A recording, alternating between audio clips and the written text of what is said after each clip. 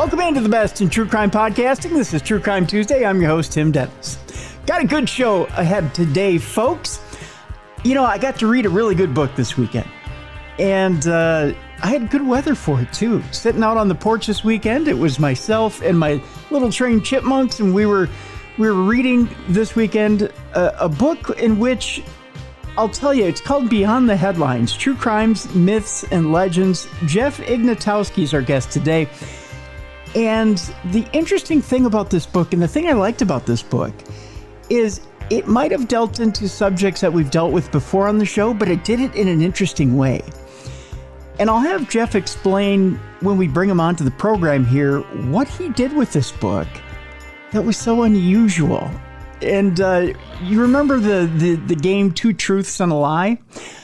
He kind of does that with myths and legends, with some of the most famous killers in history. And he has plans for other books to go into some killers and serial killers that aren't so famous. We'll talk about that as we get into today's program. Jeff is a fascinating person. I want to tell you a little bit about him before we bring him in. Jeff Ignatowski owns Scorpion Lair Games and is the creator of the best-selling Killers the Card Game. He received most of his psychology training while working 12 years with the Department of Juvenile Justice in Kentucky, and as a corrections officer, he now travels and speaks on serial killer psychology and various other topics and writes for several magazines. Let's bring him in now and let's get this thing underway, because we got a lot to talk about today, especially about this book and the topics within the book. Let's welcome in now to True Crime Tuesday, Jeff Ignatowski. Jeff, welcome in. Hey, how's it going, Tim? Great to be here. Great to have you, my friend. First of all, the book, wonderful book, and we'll get to the subjects in the book here in just a moment. I got to tell you, I love the concept of the book. You took a game that we played in childhood, and you took it and placed it into myths and legends as far as some of the more famous killers in history. And then Two Truths and a Lie, you made it into, is it 3 myths and a legend? Did I get that right? Yeah, that's it. So, you know, it's funny. Of course, obviously, I have a gaming company, right? Mm-hmm. And I do a lot of true crime gaming. But on top of that, I just love the whole genre, right? And so, you know, I wanted to cover things, you know, and I thought, well, you know, we've all read about these stories and we've all seen all the documentaries and all of that stuff. But when I wrote the book, I wanted to really get back down to like the root of everything. And, you know, there's documentaries coming out every other week, right, on Netflix and Hulu and all of this stuff. And I really wanted to remind people that those documentaries often are only from one opinion. Whoever the person that wrote it or whoever the person that, you know, did all the research, all of that stuff is coming from their opinion. It's not necessarily true. And I think we make the mistake a lot of times of just taking it at face value and then believing that that is the truth.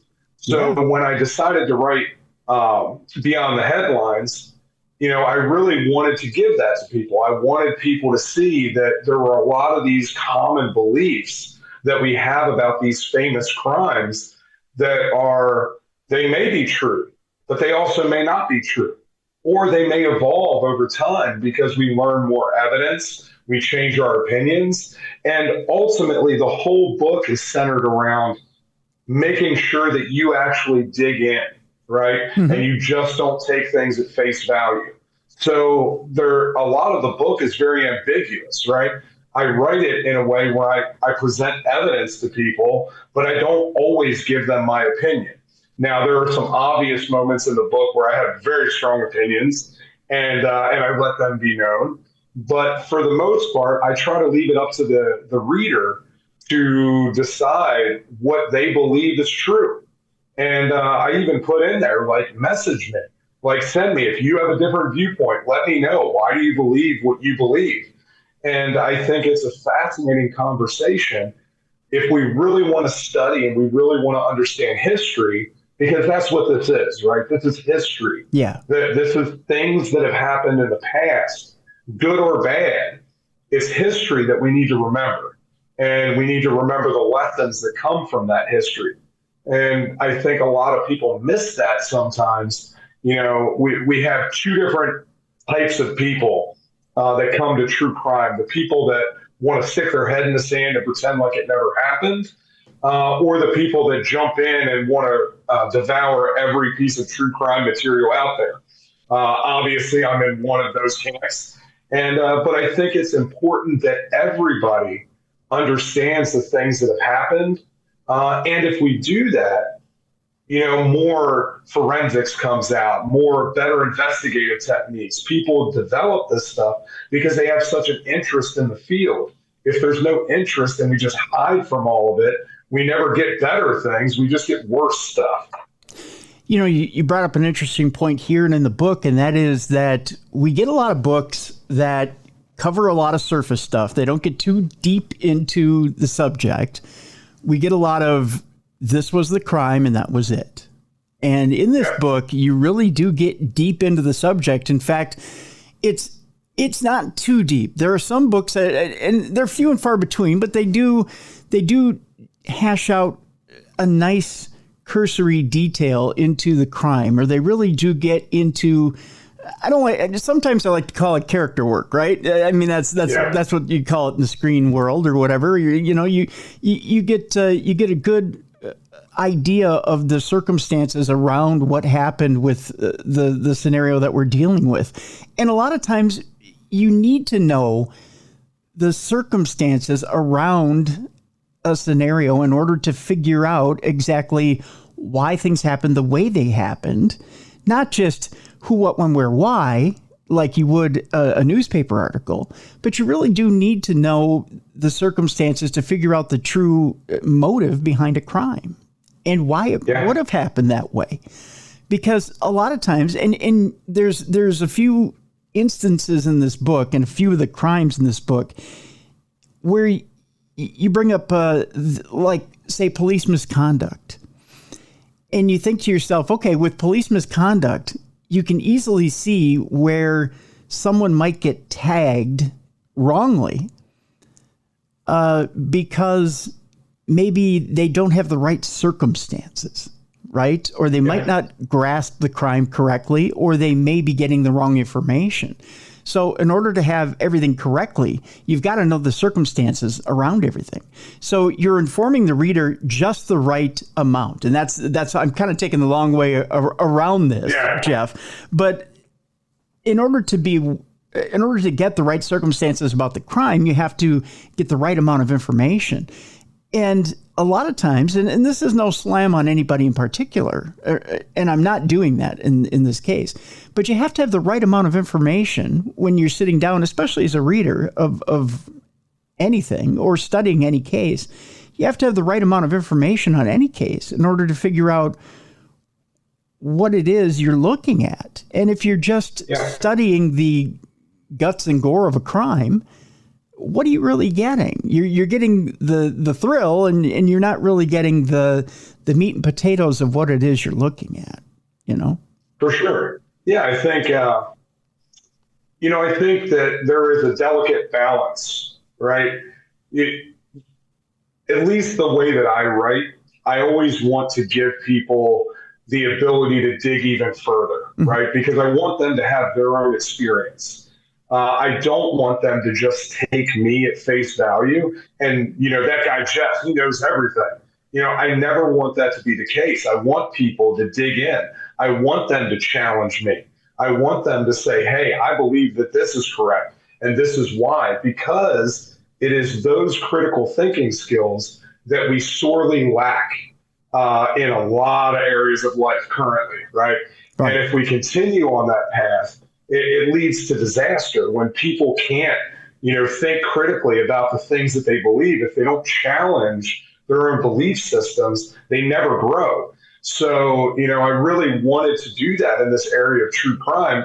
And the overarching part of this book that I haven't even gotten to yet because I started with serial killers. The overarching idea was is that I wanted people to understand that true crime is not just serial killers. Yes. Right. Of course, I had to start out with that because it's the thing that everybody jumps into first. And I had to draw interest to the book. But ultimately, if I go out and, shoplift at a store, by definition, I have committed a true crime. Right. If I speed down the highway, I have committed a true crime. It happened in real life, which makes it true, and it broke the law, which makes it a crime. So, people, I think, tend to forget that true crime encompasses a lot of things. It encompasses, the mafia. It encompasses, grand theft. It encompasses cults and religions and all kinds of aspects. And I really wanted to get into all of that. But what I found is I got about to chapter 5 and I was 30+ thousand words in, and I realized there's no way in hell I can do this in one book. Yeah. So we had to break it up into volumes so that, it was more bite-sized and more manageable for people. I did not want to create an encyclopedia, not to start out with. We could do that later. But, and that's also why kind of the book is set up the way that it is. It's done in small chunks, which allows people to process it and do more research. So at the end of all the chapters, I give a piece where they can, trying to think what I call it in the book, but where they can go and get additional research and they can look further. I cite a bunch of different podcasts that I personally listen to, other books about the subject from some famous authors and stuff, where they can really dig in even further than I went, because there's so many people that have written incredible works about all of these subjects, but I wanted to highlight some of the things that we have common misconceptions about. So I really jump into that. The and I'll just quickly name the serial killers you have in the book here, and then I want to talk a little bit about your background quickly, and then we'll jump into some of these serial killers here. Elizabeth Bathory, Jack the Ripper, Herman Mudgett, which H.H. Holmes and we're well familiar with Jeff Mudgett on this program. We've had him on this program quite a few times. Lizzie Borden, Ed Gein, the Zodiac Killer, John Wayne Gacy, which we had Gacy's last lawyer on the program just a few months ago, Ted Bundy, Jeffrey Dahmer, and Dennis Rader. Now, Jeff, in the book, you state, and this is fascinating because you brought up the mob. You stated that you do have some mob ties in your family. You want to get to the mob eventually in one of these volumes. Tell people a little bit about some of the mob ties in your family and why the mob is so fascinating to you. I find this so fascinating. Please tell my audience a little bit about it. So I grew up right outside of Philadelphia. I currently live in Cincinnati, but originally I'm from Wilmington, Delaware, right? And I am half Filipino, a quarter Polish, and a quarter German. But I grew up, I was born in 1980. So I grew up through this whole culture of, the ethical mafioso, right? And half of my family is all Italian. They're all married in, but they all own restaurants in that tri-state area there. And, you have New Jersey, you have Pennsylvania, and you have Delaware. And so they owned all these restaurants. Well, in the late 70s, when there were riots in Philadelphia, all of my Italian family was all mobbed up, and there were guys with shotguns hanging out outside the restaurants, making sure that people weren't going to break in. So I grew up with this whole culture of, I've got an Uncle Sonny and an Uncle Primo. And so I grew up with all of that. And then my dad was friends with Angelo Bruno. He actually had a sit down with him about 3 weeks before they blew his brains out. Oh my God. It was an interesting story because my uncle was working at Tandy Leather at the time. He was a supervisor at Tandy. And a guy was working there, and they were trying to fire him. And my uncle was like trying to talk to him, and he threatened my uncle, saying that he was connected in New York and that he was going to have all of his buddies come down here and shoot up the place and everything. And my uncle was terrified. My uncle never wanted any connection with anybody. However, my dad always wanted to be part. Of course, never could be because he's not Italian. But my dad wanted to be a hitman. So my dad knows a bunch of people, and he goes to Angie and says, hey, I need you to look into this guy and find out if he's actually connected in New York. Does my brother have anything to worry about?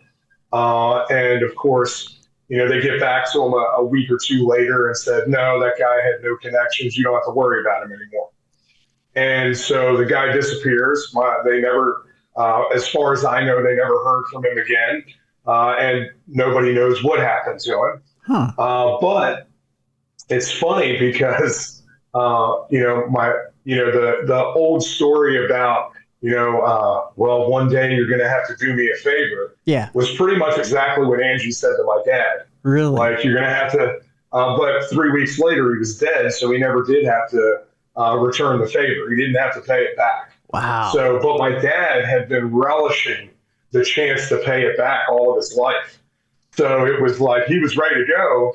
And, I always wondered during that time period, just after that, you have all the stuff with John Gotti, and you have Richard Kuklinski, and, the hit on Paul Castellano and all of that. And I wonder how far removed I was from that. Kuklinski was only up in Jersey. Yep. I was not very far from Jersey. And I wonder, as a kid, how much we cross paths around each other. Yeah. It's always been fascinating to me. So, like, when I was in high school, I would go to the Wilmington Public Library, and I remember I used to get this book out. It's called Little Man. I don't remember who it was by, but it was the story of Meyer Lansky. Yeah. And I probably read that book 50 times when I was a kid. Just recently, I bought a copy. I saw it in a half-price book somewhere, and I bought a copy of it, and I have it up on my shelf now. But just reading that story and finding out how integral part this Jewish guy had in forming the five families and everything, and really was the brains behind all of it. Yep. It's just fascinating. Luciano had the charisma and could get the people together. I'm trying to think of the third guy. Anyway, he was the muscle behind it, and ended up getting sent out. Bugsy Siegel, who was also not Italian, which is really funny. But you've got Siegel, you've got Luciano, and you've got Meyer Lansky. Lansky being the brains, Siegel being the muscle, and then Luciano, kind of being the in-between. It's just always really fascinating to me. I love it. Actually, in volume 2, I will get into Lucky Luciano. I'll talk about John Gotti. I'll talk about Kuklinski. And it's funny. I'll be honest with you about this. This is really funny. I started writing volume 2. Okay. The very, very first thing in volume 2 is Billy the Kid. And so I like to start out old and move on. But Billy the Kid, I have never been into the Old West. It is really hard for me to write. I'm like struggling with writing about Billy the Kid. And then I've got Bonnie and Clyde. And I'm like, I'm not looking forward to writing about that story. And then I go immediately into Lucky Luciano. And I'm like, maybe I should just write chapter 3 and go back and write the rest. So it's funny how that happens. Like for the last couple of weeks, I've been writer's block. Like, I don't want to look at another story about Billy the Kid. No. So funny. Well, that's an interesting transition from Bonnie and Clyde to Billy the Kid to Lucky Luciano. I mean, that's I mean, I understand the I kind of understand the transition, but I get it. But that volume is all about criminals. Yeah. And not necessarily like, of course, Bonnie and Clyde, you talk about bank robberies and stuff like that during this era of the 20s where, primarily you have bank robberies and stick-ups, right? Yep. And then you have organized crime, which ends up doing all, then your prostitution and, Yep. numbers and all of these things. And it's interesting to see the evolution of crime. Yeah. And I may actually talk a bit about that in the epilogue to that book, Yeah. because I think the evolution of crime is interesting. Yeah. But I'm ending that book. The last chapter is with Jeffrey Epstein. Really? And so a whole different type of crime. We'll get into Oswald in that book. Wow. So we'll talk about a bunch of conspiracy theories and things like that. So there's going to be, I'm thinking that, this book with, 230 some pages. Mm-hmm. I don't know how big the second one's going to be. I'm thinking that as soon as I get into some of that, especially the more current stuff, Mm-hmm. we may be much further along than that. And then the third volume on cults and religions have already been expanded to 15. Oh, wow. And that one may be really, really weighty. Well, I'll tell you, this first book is fascinating, and it's a quick read. I mean, it really goes by quickly, and it's not just the subject matter, because I think, as a true crime audience, not only are we fascinated by serial killers and the mindset, because let's face it, psychologically, it's a fascinating mindset, but and not just the acts of what they do is fascinating, but it's the information that you provide us with, Jeff, that really it gets us going. I mean, there's little tidbits in here, and the fact that you play this 3 Myths and a Legend game gets us going. But I thought that was true. Tell me, what was it that why is it that we buy into these myths? What is it about these myths that we want to hold on to? It's because we want to believe, right? We want to believe in something. Mm-hmm. And it's easy to believe in the things sometimes that are a little bit more outlandish about people, because it's just like when you look at ancient mythology, right? You go into the Greeks and the Romans. It's the same thing, right? They do it because they need to explain the world around them. They need to understand why something would have been done, why this happened to them, because without that, they can't make sense of life. So we do the same thing to these serial killers, right? We create this mythology around them because we look at them like they're so alien and so foreign to us that we can't really understand why they would do what they do. And so we develop these myths and we develop these legends about them to make sense of the world around us and to make sense of often the senseless crimes that they commit. And so we have to do that to rationalize it in our own mind. Now, that doesn't necessarily mean that it's true. It also doesn't mean that it's false, right? Because we're dealing with people that are not using rational thought anyway. So you can't rationalize something that isn't rational to begin with. So like looking at this, you have to really take it from a different angle and like look at it very, very objectively. Mm-hmm. And you have to look at it from their perspective. And I think that I get to be in a unique position to do that because I think a lot like many of those people. I already mentioned that, my dad wanted to be a mafia hitman. Mm-hmm. Growing up like that, I was not far behind him. I emulated my dad in everything that I did. I got into a lot of trouble when I was a kid. And it took me years and years to learn how to break away from that and not be the sociopathic person that was easy for me to fall into. So learning how to deal with people, learning how to connect with people gives me a unique perspective on the mind of a killer, where most people are very academic. They read a lot of books. They've done a lot of psychology classes. I've done a lot of life. And I've learned a lot of what it means to be very impulsive. I've struggled with that all of my life.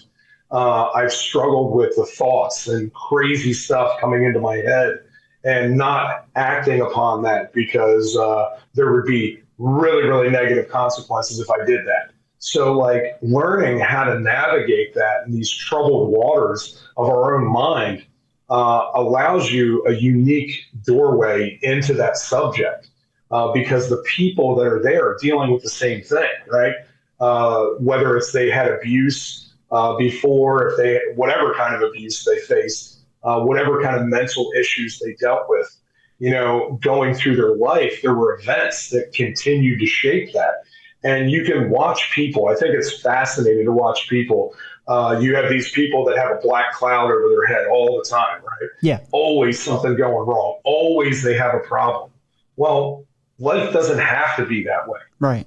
We choose to be that way. Yeah. A lot of these people, because of the circumstances, could never pull themselves out of the things that they were in.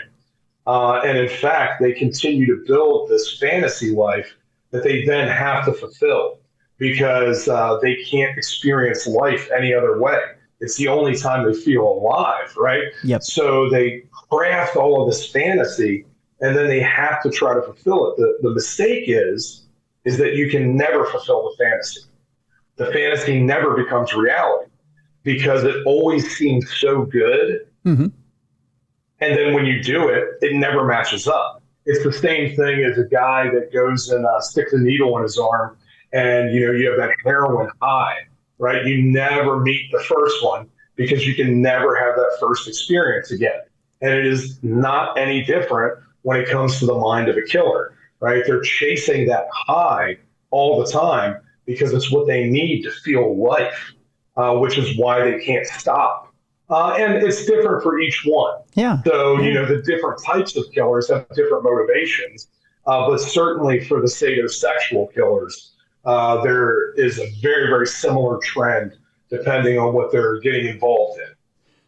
So true, so true. And especially when you read that chapter on John Wayne Gacy, I mean, you see that. I mean, you can actually feel it when you read that chapter that you've written on John Wayne Gacy. Tell you what, let's take our break here. And when we come back, I want to get into some of the myths that are out there and each one of the serial killers that you've written about, because they're interesting. We'll tackle one from each of them, I think, because it's interesting. I want to kind of confound the audience a little bit about what it is they think they believe.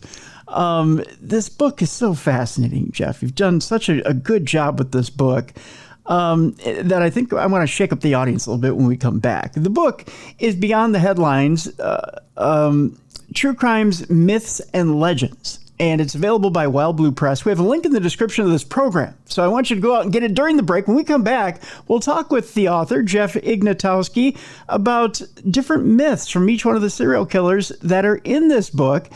And I'll actually, I'll talk to Jeff a little bit about one in particular, and that is Jeff Mudgett, who is a friend of the program, who I'm a little concerned about. I'm not going to lie. Jeff is still out there. He's still kind of beating the drum for H.H. Holmes. And I want to talk to him a little bit about where Jeff is right now with that, because it does tie into the Jack the Ripper story, which H.H. Holmes and Jack the Ripper are addressed in this book. And you've managed to do a brilliant job with both of them, Jeff. So I think we're going to tackle that subject today as well. I want to get a little bit into that and the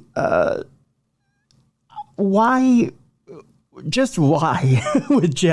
I want to talk to you a little bit in deeper detail with Jeff on that as well. So when we come back, H.H. Holmes, Jack the Ripper, and we'll talk myths when we come back here on the best in true crime podcasting. This is True Crime Tuesday.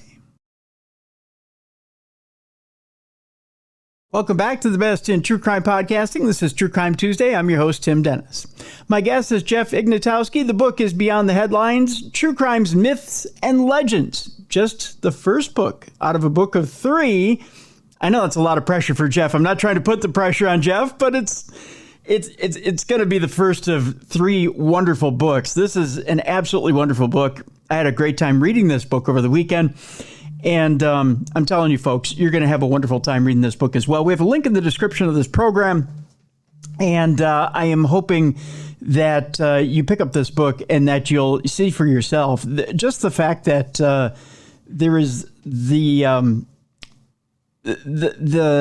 serial killers that we've listed in the beginning of the program in this game of 3 myths and 1 legend. which got me into it right away. The first subject in the book is Elizabeth Bathory, and you think you know the legend, and you think you know everything there is to know. And the one thing that hits me right over the head, the first minute I read this, Jeff, is, well, of course, Elizabeth Bathory is the most prolific female murderer of all time. She did this all herself. She's the mastermind. And then you go, no.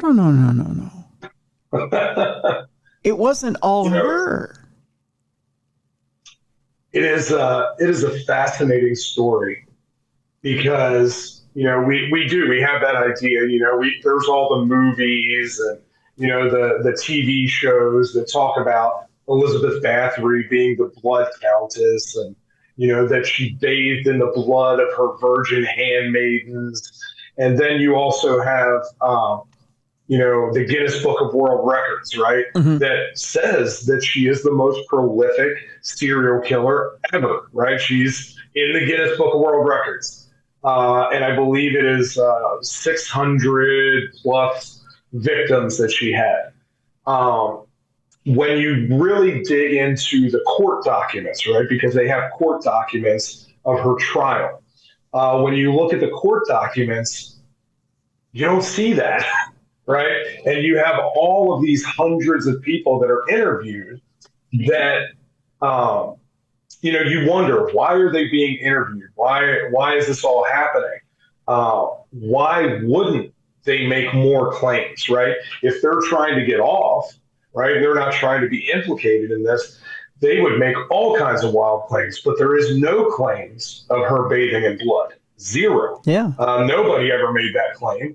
And so it's fascinating when you actually dig into some of that stuff that, of course, you find out that there were several people involved, several of her inner circle. I believe there were 4 of them, including Elizabeth Bathory, that were regularly torturing people and that they would stand there together and do it. And so it's fascinating to know that, and her husband is actually the one that started that, right? He showed her all of that stuff. And even before that, I believe it was her aunt that got her involved in this whole kind of sadomasochism and everything that was, they were royalty, right? It's a time where royals got to do whatever the hell they wanted. And so you see that throughout history, right? You go over to France and you look at, oh my goodness, why can't I think of his name now? The Marquis de Sade, right? Yes. Yeah. The guy that is famous for, really starting the whole BDSM thing, right? Because of all the parties and things that he had. This is similar time period, before, I think Elizabeth Bathory was before that, but, this is a similar kind of thing that happened with royals, right? Because they were so separated. You have societies that are, super, super wealthy that can do whatever they want. And you have super poor people that don't get anything. And these people that are wealthy get to do all of those things and live out all their earthly desires. Well, when her husband and her got married, he did. He gave his wife everything she wanted. And it seemed like she had a bloodlust. He would create dungeons in each of their castles so she could have a place to play with her victims. And then she would teach that to the people around her. They would teach her things. There are stories about her, leaving people out covered in honey so the bugs would eat them. All kinds of crazy, crazy stories. And, you wonder, how do you get to a place where, as a human, we do that to each other? But there's proof, right? This is the same time period where they're cutting off people's heads and putting them on stakes. Yeah. So you see them up the road, right? This is not a time where we're quote unquote civilized, where you don't see that stuff in the street. It was common practice that if you don't want your enemies to come here, you scare them to death so they don't come and try to take over your country. So it's fascinating when you look at it from the context of such a different society, such a different way of life. But the truth is that she probably didn't kill anywhere near that many people. I'm sure that she killed a lot, but probably not nearly as many as the Guinness Book of World Records says. I believe that there is one historian that believes that she may have killed up to about 30 people, not 300 or 600. So, it's interesting to know that and to look at that in this story that we really base a lot of our legends on, even up to, vampiric legend, right? We always think of Vlad the Impaler, but there is actually some debate on whether the stories come from Elizabeth Bathory or Vlad the Impaler, right? Because there's, again, similar time period. They were right next door to each other. And, where did all these vampire legends come from?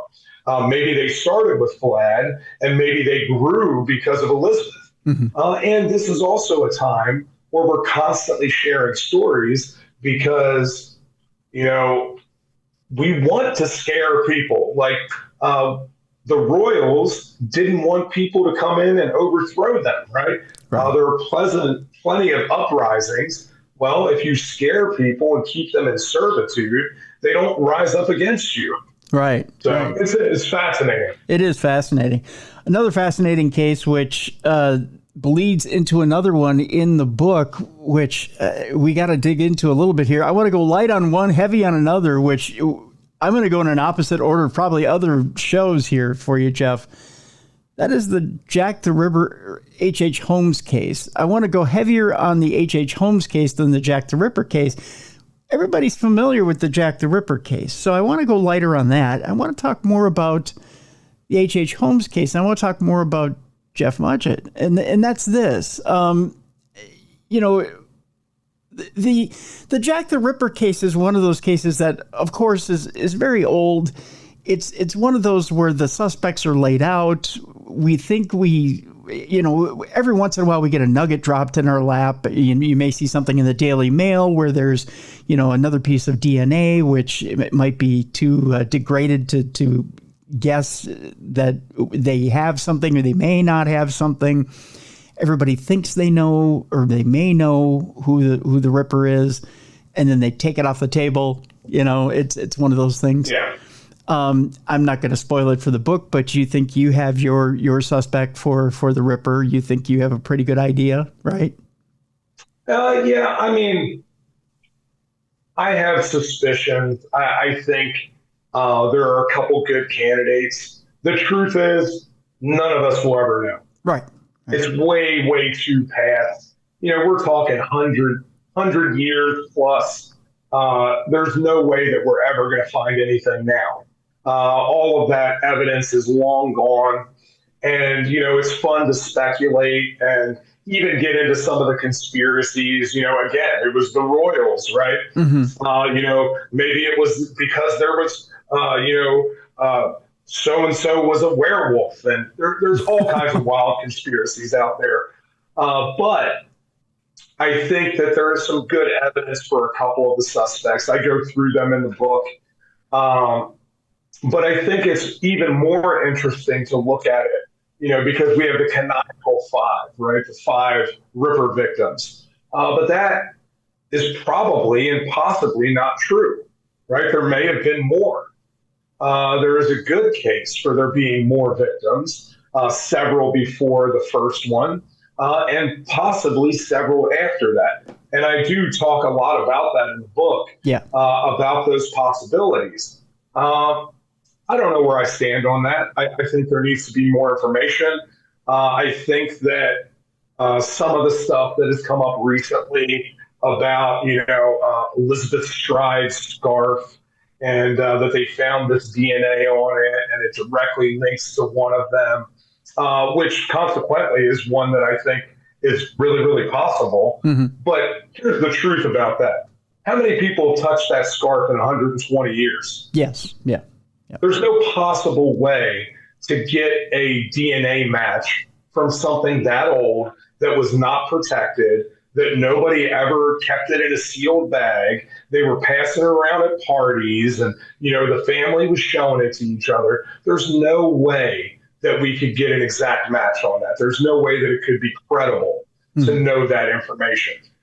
So, even now, somebody, gets killed tomorrow in LA, right? Or anywhere in the country. Maybe not point at LA, I guess. Sure. But, somebody gets killed somewhere and they grab a piece of evidence and they don't bag it up right away. Already, not good DNA evidence, right? Yeah. It's not nearly as clear cut as we would all like to believe. There are lots and lots of loopholes in that system. Things can get contaminated really, really easily. So it makes it for a very difficult thing. And to have a garment 120 years old to get any reliable evidence from is ridiculous. Yeah. There's one other, I don't know if I call it conspiracy theory. We'll just call it a theory. There's one other theory out there, which you bring up in the book, which is very interesting, and that is that the Ripper was either A, a woman, or B, was dressed in women's clothing, which is completely feasible as well, in order to get around. You want to expound on that a little bit? No, I think it's a fascinating idea that there is that possibility. How did this guy or how did this person get close to all of these women? And a big thing is we always think of the 5 as being prostitutes. They were not. And so,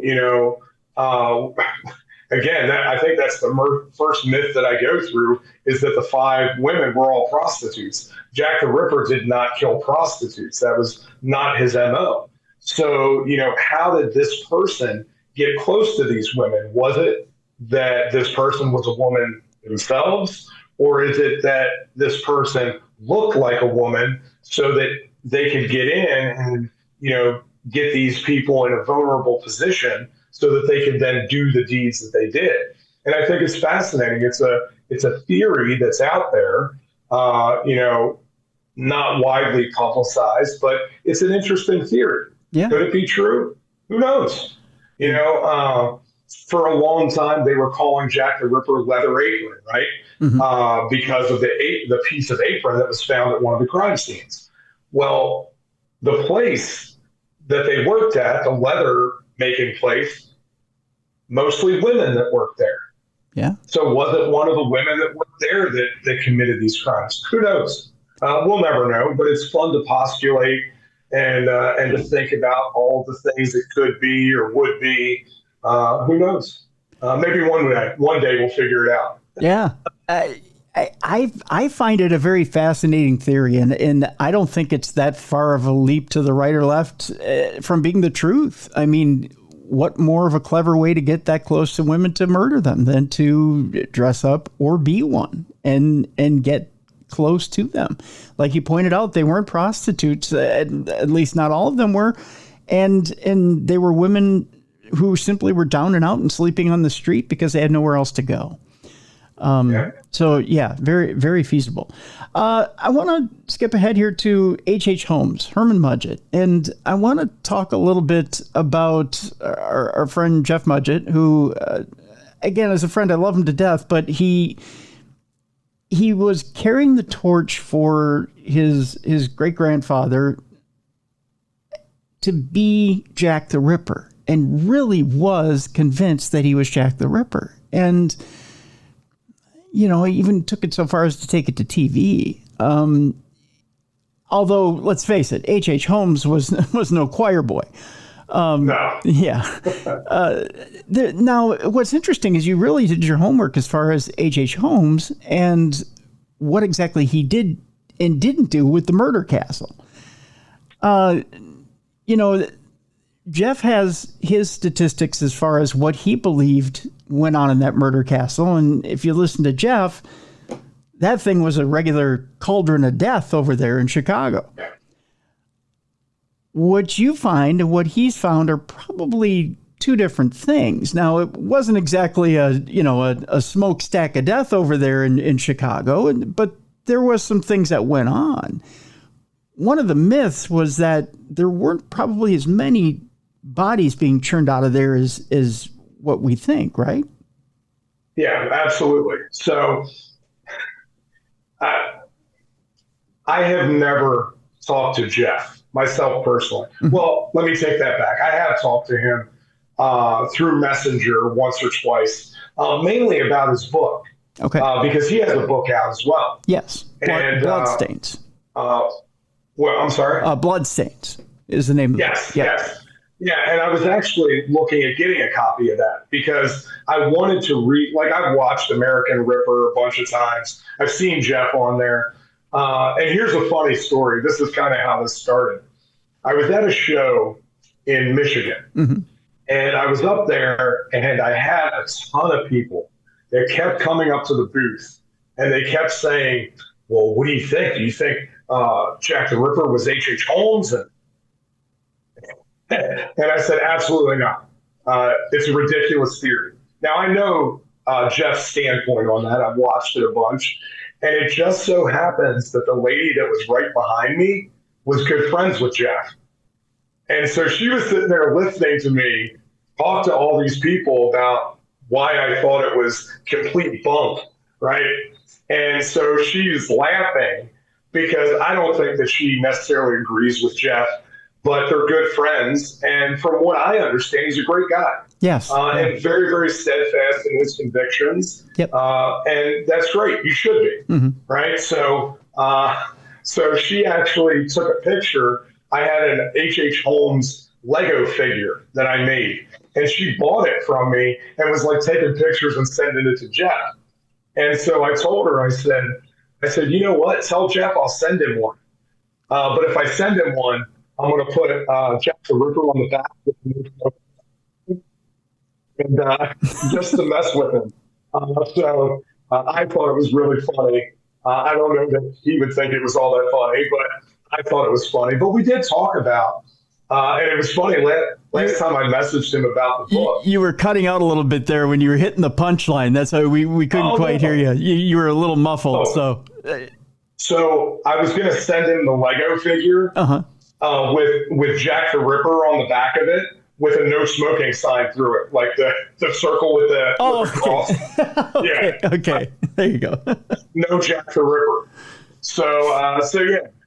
I was talking to him about picking up his book, and I thought it was funny because I know he knows who I am. And so he wrote it. He said he was going to write a nice little blurb for me in the book, and I can only imagine what that would say.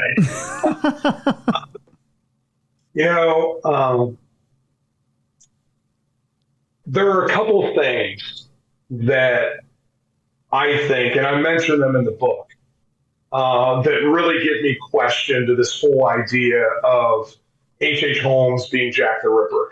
And actually, before I mention that, let me say this. I had a guy come to me just recently. He was looking at ordering a copy of the book, and he brought up H.H. Holmes to me. And he asked me if I had read all the not the court documents, but the journals and stuff that he had written in prison. And my response to that is, yes, first of all. But when I read it, it seems interesting. But this is coming from a guy who now had time to write his story, right? Yes. He had already been in prison for some time, and now he's writing down his memoirs. This is not a guy that is known to be a truth teller, right? Yeah. He is a known liar. So, and a guy that's now trying to embellish his story. So do I believe what he wrote? Probably not. Would I rather look at the facts and what was actually there? Yeah, I think I'd like to look at that first. Jeff presupposes a lot of things about Holmes going there, talks about documents and things that he has. From what I understand, and I've talked to several of the Ripperologists that I know, that say that Holmes never had anything during the time going over to Europe. Now, does that mean that Holmes did not train someone to go and do that? That's entirely plausible. But do I think Holmes did it himself? Absolutely not. Matter of fact, I think the strongest thing to me is the fact that the Ripper and Holmes had completely different methods for killing. And we know, looking at hundreds of killers, that never changes, or rarely does it change. Holmes was motivated by money. He killed because he wanted profit. Right. He did not kill. He killed Benjamin Peitzel because Peitzel was going to rat him out and not give him money. Yeah. He wanted the money. He was trying to get the insurance policies, right? So he didn't kill for pleasure. Jack the Ripper, on the other hand, was a frenzy killer. He killed obviously out of hate, obviously out of lust for whatever, whether it was whatever was happening. He was a violent killer. We see that especially with the Mary Kelly murder, where he basically ripped the body apart. So doesn't even fit with Holmes at all. Right. And I will tell you this, that Holmes has always been my favorite. Mm-hmm. I've always been fascinated with H.H. Holmes. The story is incredible. I love the whole turn of the century thing. So I understand why it's fascinating for Jeff.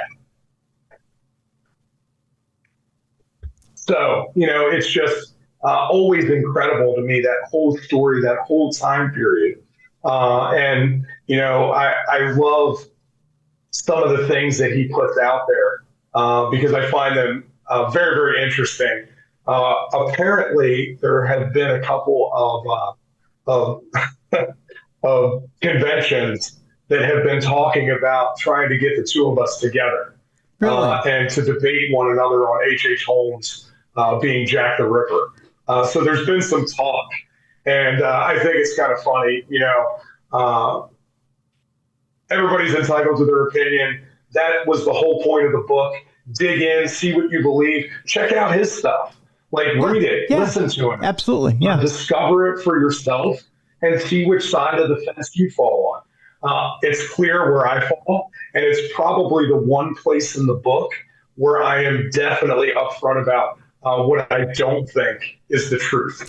Well, and on top of that, of course, here's another thing I think is really funny that Jeff talks about H.H. Holmes not being buried in the crypt, right? That it wasn't Holmes in the crypt. Mm-hmm. And I don't know. I wasn't there. He talks about the size of the skeleton and things like that, that it was much, much taller than Holmes. The thing that I question about that is he questions the guys that did the DNA testing, right? Because the DNA testing confirmed that it was of his family's lineage, right? Yep. So it would be Holmes, but he says that they botched the DNA records, right? And so here's the problem that I have with that. Mm-hmm. When you turn in DNA samples to a lab, it's not a name. They turn in numbers, right? They don't know. It's a blind test. Yeah. And honestly, after 100+ years, what do these people care about whether it's H.H. Holmes? They don't know. Most of them probably had no idea. These are lab people. They had no motivation. Nobody was paying them to say that it was H.H. Holmes and try to quiet this whole thing. They don't care. They don't. So this whole argument that they went out there and tried to quiet it and just stop it seems kind of silly to me. Right. Maybe he's got other information that I don't know about, but to go down that whole route to these guys that are in a laboratory, I don't think anybody really gives a shit enough to want to doctor DNA evidence from 150 years ago. But it's interesting, I guess. yeah, you're right. And you are right. That guys in a lab, they just run tests, and they're very expensive tests. And to purposely botch a very expensive test, I don't think they would. It's just there's just too much going on in their day, and they have a lot of tests to run in one day. So there's a lot that they have to keep straight in one day. So I find it kind of hard to believe that they botched a DNA test. That's for sure. I want to hit two more before I let you go here. Actually, I want to add a note here. I wanted to get to Dahmer today, but I don't think we're going to.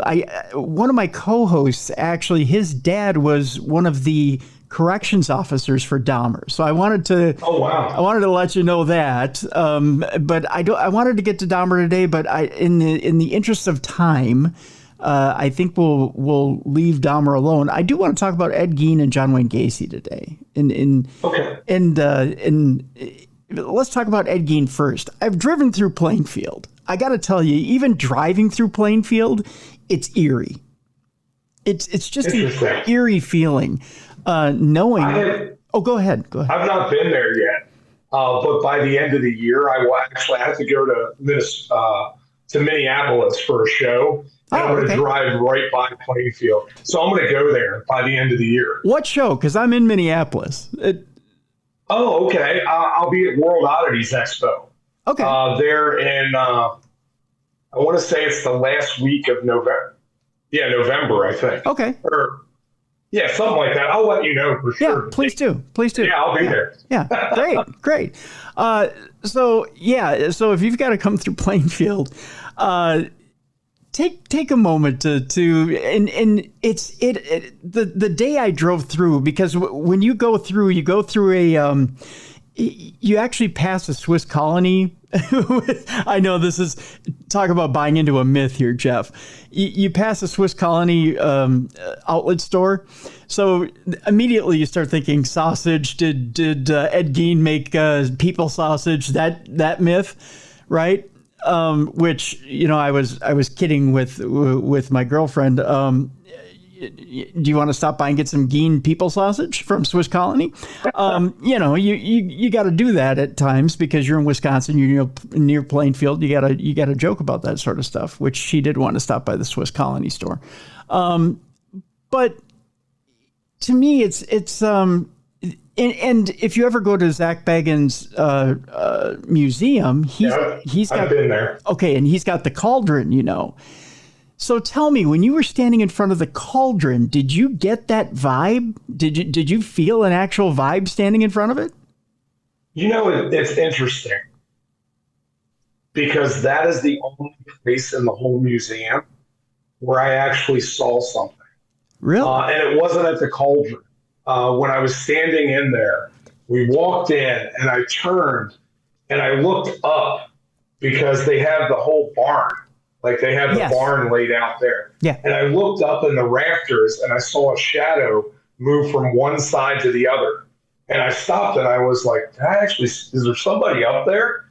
And so I asked the lady, I said, hey, does anybody ever see shadows in here? And she said, yeah, that's a kind of a common thing in that room. Yep. And I saw it immediately when I walked in there. It was the only place in the museum where I had a personal experience. Which is interesting to me. I don't know that I go around to a lot of the true crime places, and I actually collect dirt, and I sell them at conventions, right? I make shadow boxes, and I very rarely feel anything eerie about any of those things. Okay. I think a lot of that is the energy that we put into it. Okay. Because I always get people that come up to my booth and they're like, oh my God, I could never have that. Got 30 jars of it at home right now. No big deal. Right. So, you must be haunted. And, I do paranormal investigating. I think it's fascinating. I believe that there are other things out there. But I also know that a lot of that stuff, like we talk about poltergeist activity, and a lot of people believe that is energy that is manifesting because of us and our own personal things. So I think that it's fascinating from that end of it. Like, what do we give to that to give it any kind of sentience, I guess? Yeah. I just that's the reason I asked. Did you feel anything when you were in front of that cauldron? Because people have seen shadows up in those rafters. So I was wondering if you had seen anything there or if it had ever been in front of that cauldron. So the myths alone about Ed Gein are many. I mean, there's just so many out there. I mean, the reality alone is horrifying. What the cops find when they go in eventually into the farmhouse is disturbing. But yeah, for sure. But then you get the stories around it before they eventually raise the farmhouse. And that alone is can you give me what you find is the most disturbing myth compared to reality? I think the most disturbing thing is that, people always say that Ed Gein is a cannibal. And a lot of that comes from, the movies that were like inspired by Ed Gein. From what we understand, Ed Gein never ate anybody. And he would vehemently say that until the day he died, that he never ate any of them. It was a very, very specific paraphilia that Ed Gein had. He was really trying to embody his mother, who was crazy to begin with, but was the only person that really cared about him. So, it's a fascinating story that has really captured culture, and it has become a cultural icon, really. And it's fascinating how Ed Gein has transformed all of our horror, all of our pop culture has really been touched by that one story in Plainfield that changed the idea of what we think of as scary. Mm-hmm. And I've always thought that is fascinating. And that I talk a lot about in the book. Yeah, most definitely. And then as we wrap up today, I want to talk about John Wayne Gacy. And I realize that John Wayne Gacy is a subject that gets covered a lot, but you uncover some things and you actually come up with a theory that I've never heard before, believe it or not. And that is that, if I may, that John Wayne Gacy actually would rediscover his humanity by going into the Pogo the Clown. Yeah. The Pogo the Clown character. And you dig into his psychology a little bit by saying this. And it's the myth that he never, that he killed as Pogo the Clown. And you point out he never killed anybody as Pogo the Clown. And in that myth, in bringing out that myth and saying, no, he actually went into the Pogo the Clown character to find his humanity. To me, that speaks volumes, because, and again, I'll bring up Zach Bagans' museum.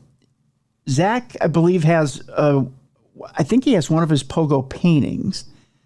If you notice with his Pogo paintings, there's almost a gentleness to it, to the Pogo paintings, although they are a little disturbing. I think people find them a little disturbing because they're a bit amateurish. And that's what it is.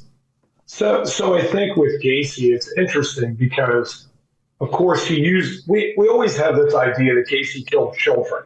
Mm-hmm. Largely, Gacy did not. Most of his victims, one of his victims was 14. The rest of them were 16 to like 24 years old, right? He really killed young men is what he killed. And, Gacy, we always have this idea, well, when he got into the clown costume, he was going to make children happy. That's what he liked to do. That's why he was a clown. And so one of the reasons why I included that in the book is because of the Dahmer series, right? And I was writing that right as Dahmer was finishing up. And then last episode, they showed Gacy drowning someone in the Pogo the Clown outfit. And it's not accurate, right?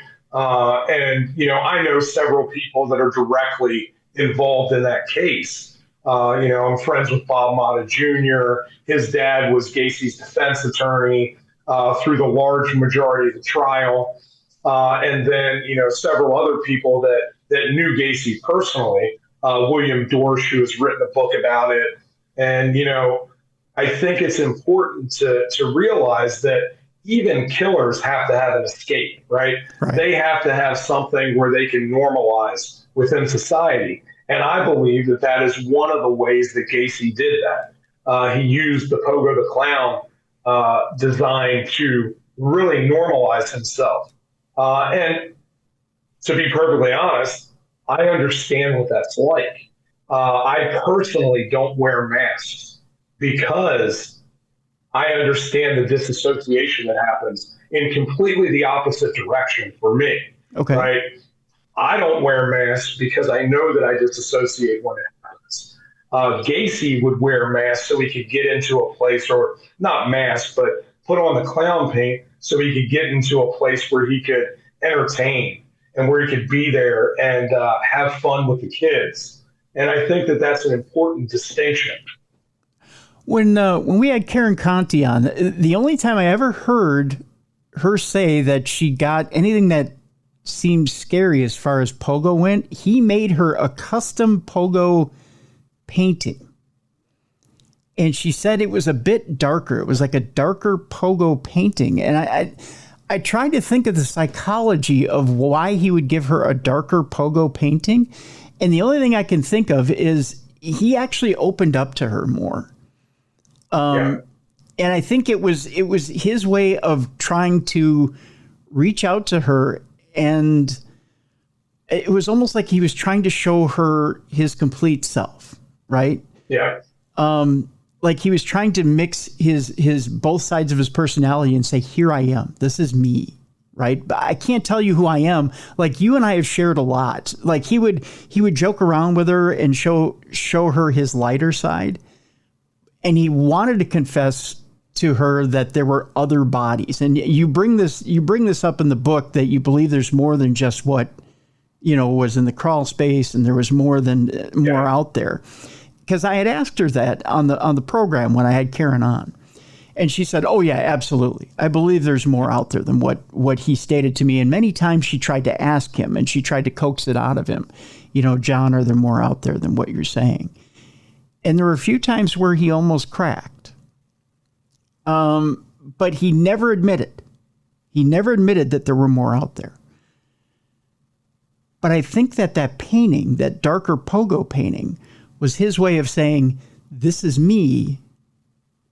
These are both sides of me. This is who I truly am. Oh, for sure. And I think that that's one thing about Gacy specifically. He knew exactly who he was. Yeah. He is not one of these people that had a dual personality. He knew exactly who he was. He knew exactly when he could turn it on and when he had to shut it off. It's why he is so scary.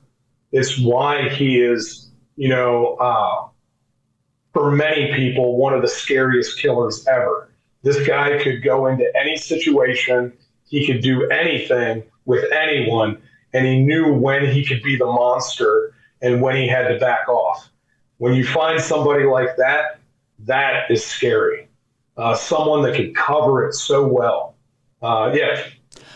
I just find that, if I was Karen Conti and I was the one person who got through, I would be scared as hell. Wasn't his victim type. True. He would never be interested in anything with Karen. And a lot of his killing was to meet his own sexual needs. Very true. And so Karen would never be a part of that. He would never look at her in that way. So she never had anything to fear with Gacy. Huh. Well, that's a good point. That's a very good point. I just, yeah, you're right. I just, but the fact that he revealed himself and she got that deep, I mean, to see that much ugliness is just frightening, For sure. Just frightening. I guess that's the one thing I have to add there. Jeff, this book is fascinating. I can't wait for the next 2 volumes, my friend. Beyond the Headlines, True Crimes, Myths, and Legends is available right now by Wild Blue Press. We have a link in the description of this program.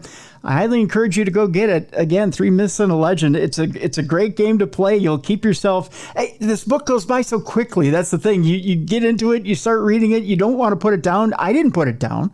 I got through it in one shot. So again, folks... go get it. And by the way, where do we get Killers the card game?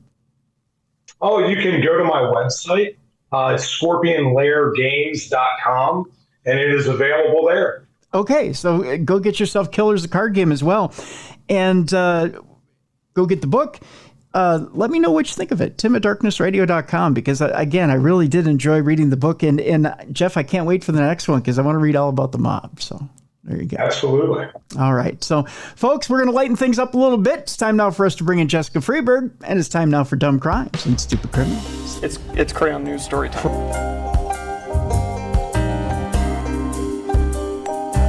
What happened with this dude, Christ Bearer? I heard he cut his penis off and then jumped off a balcony.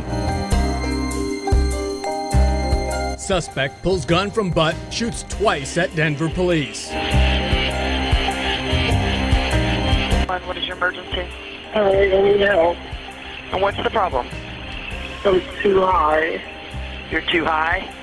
Yeah. It's that time you've all been looking forward to. It's time now for Dumb Crimes, Stupid Criminals. And with that, we bring in a co-hostess. She's intelligent. She's beautiful. She's witty. She'll never be on this program for Dumb Crimes, Stupid Criminals. I know that. I mean, I think she's an upstanding citizen. I haven't run a background check. Probably should have done that to begin with. Here she is, Jessica Freeberg. Hi, Jessica. Hello, Tim. I'm innocent. You'll find nothing in my background. Okay, well, I'll take that under advisement. How are you today?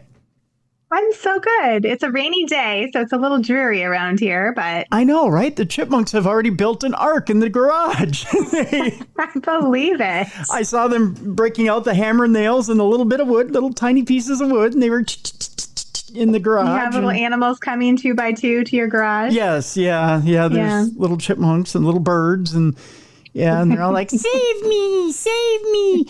I was like, oh, it's not that bad. Come on. It just never stops, though. I know, right? It's falling out there quite heavily. But that's okay. Yeah, it's only 14, 15 inches of rain in 4 hours. It's not that bad, right? Boy, oh boy, do we have a program today. Folks, I got to tell you, the rain's coming down heavily down there and out there. And the stories are lined up like you wouldn't believe.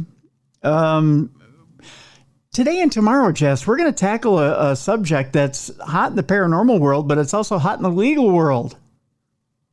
Like I think the state of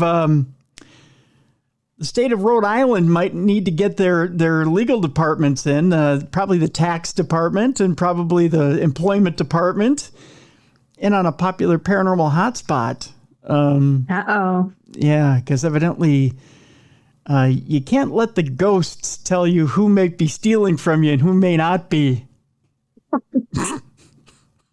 Good God. Solid advice. You can't just take the ghost's word for it. That's right. And it's now infiltrated Dumb Crimes, Stupid Criminals, because you're not going to believe what the first story is today. I'm excited. Oh, God, it's horrible. It's a horrible story. It was brought to everybody's attention, believe it or not, by ghost hunters Jason Hawes. If you watch the video online, it might have seemed a little too ridiculous to believe, but it's real life. And I almost feel bad for Jason, but Jason kind of put himself in the middle of things. You know, Jason's like a brother to me. I've known him since 2006. And but he's doing the right thing. He really is. He's put himself on the side of the wronged, and the people who worked at the Conjuring House who were fired unjustly. And he's basically putting the new owner of the Conjuring House on blast and saying, hey, lady, you can't just let people go. You know, and especially this one employee who was fired citing accusations from the beyond. In other words, this owner of the Conjuring House says that she fired this one particular man for stealing because a ghost from that died 100 and some years ago said he stole. Not that. What? Yes, and she has a security system that she could look at, a camera, Jess, just like you and I are on right now, that she could look at to prove that he stole. But no. We don't look at the camera system, Jess. We take the word of a long dead ghost that supposedly spoke in her ear and told her, Brian stole from me. It's a little ghostly whisper, huh? Yeah. Are you buying it? No, No, I'm not buying it either. just not. There's some real problems right now over at the Conjuring House. Not only that, but I've seen some grumblings. Yeah. yeah, not only that, but I highly encourage you. We'll get into it more tomorrow on Supernatural News, but I just say if you really want the poop and the scoop, go over to Jason Hawes's YouTube page and watch the video. There's a 2-hour video where Jason breaks everything down. It's a mess. He's even he's been threatened by the owner of the Conjuring House. What? They can't do that. He's like an icon. Oh, she has. And she herself is a lawyer, which I would think she'd know better. Huh. But here's the story. Brian Danzero says he was fired, and Jason has aired the video of Brian telling his story, which is alarming. I'll tell you the story here. Brian Danzero says he was fired from the house, the Conjuring House, featured in that film, The Conjuring, after his boss said she was told by its 19th century owner that Danzero had been stealing money. The Burrillville, Rhode Island farmhouse, also known as the Old Arnold Estate, has been an international draw for paranormal enthusiasts ever since it was made famous by the 2013 supernatural horror movie, The Conjuring. Danzero said he worked at the home, which is open to visitors until current owner Jacqueline Nunez fired him abruptly last month. Danzero said she told him the spirit of John Arnold, who owned the home with his wife Abigail in the 1800s. 1800s, Jess. Wow. He's been gone a little while. Yeah, a little bit. Yeah. Said Danzero stole about $3,000. So evidently John Arnold knows the exact amount. Danzero, of course, denies the theft. Even Danzero says, check the tape. Yeah. Yeah. Yeah, they have a little thing called video. She said, John Arnold told me you've been stealing money out of the cash box for the past 2 months, Danzero said in an interview, showing text messages of the conversation. Yes, Brian has the text messages and shows them on the video. Oh, wow. Yeah. She's in trouble. Oh, yeah. I literally stopped and I had to correct her like John Arnold, one of the original owners. Nunez, a self-described medium and channeler, confirmed she fired Danzero and that spirits of the most famous haunted and active locations in the world told her he'd been stealing. Nunez also said she'd been informed of other matters that are untoward from previous staff and even mischievous guests. So John Arnold's a big tattletale. I guess. Kind of bored on the other side. Wants to stir it up. Yeah, John Arnold, you know what they say, loose lips sink ships. Just saying, buddy. Certainly not making any friends, that's for sure. No.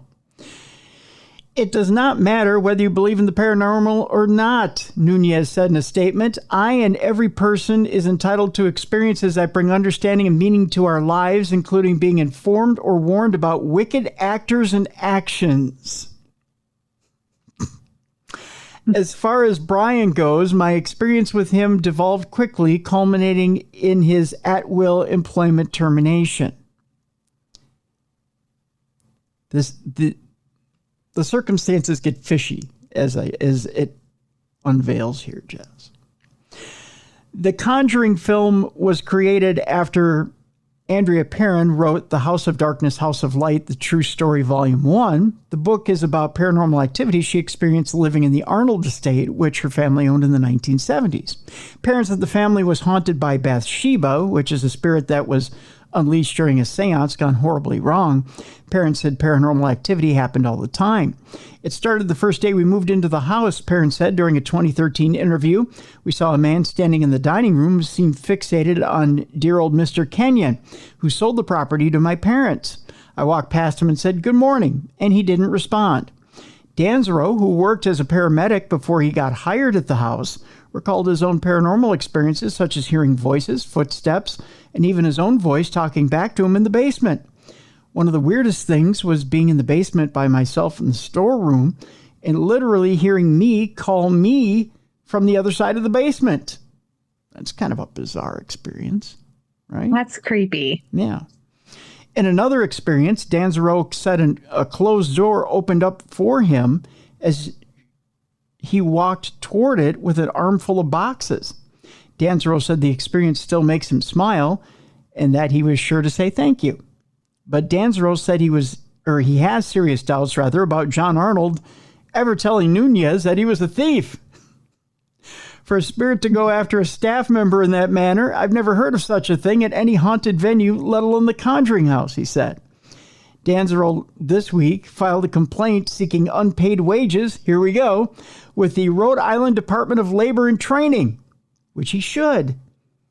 He estimates that Nunez owes him about $9,000 for uncompensated work. Dang. I think that's why he probably got fired.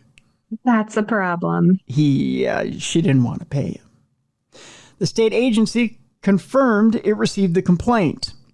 Nunez said her books back up the allegations of theft, showing discrepancies between merchandise orders and cash sales.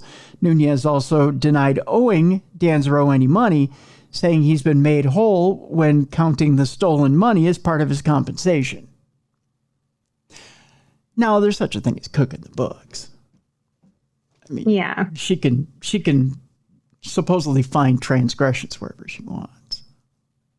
Well, and even if there are transgressions, she doesn't get to just decide who's responsible for them with no evidence other than a ghost told me. Right. And then not pay him. Who's to say it's him? You know? Again, where's the video? Right. Yeah. Show us some evidence. That's right. Nunez said she's now planning to file a complaint with state officials in Burrillville because Danzaro committed further egregious acts by appearing in YouTube videos, slandering me personally, and trying to damage my reputation and business at the Conjuring House. No, he didn't. He simply reported the facts. Right. And he showed text messages saying that you cited a ghost for his firing. That's all he did. Yeah, and not only firing, but not like withholding his actual payment. That's the biggest problem to me. Right. Like, you're an at-will employer. You can fire people if you want, but you still have to pay him. Yes. Yeah, you still have to pay him his wages. And the fact that you didn't pay him his wages while he was working. Yeah. $9,000. Like, that's a lot. Yeah. You're in arrears, lady. You had to pay him. So you're at fault. I mean, you owe him his back wages. This is all I will say in the matter, she added. Danzaro described the entire experience as horrible, saying the stress of it all is causing him anxiety and keeping him up at night. This was going to be my sunset job, he added. In all my career, I've never been accused of stealing. This is why Jay took up his cause. Because he literally didn't want to quit his job to come to work at the Conjuring House. He wanted to keep being an EMT. He wanted to keep helping people. He decided to go help out at the Conjuring House. She turned over the entire staff at the Conjuring House. She let everybody go. She fired them. Really without any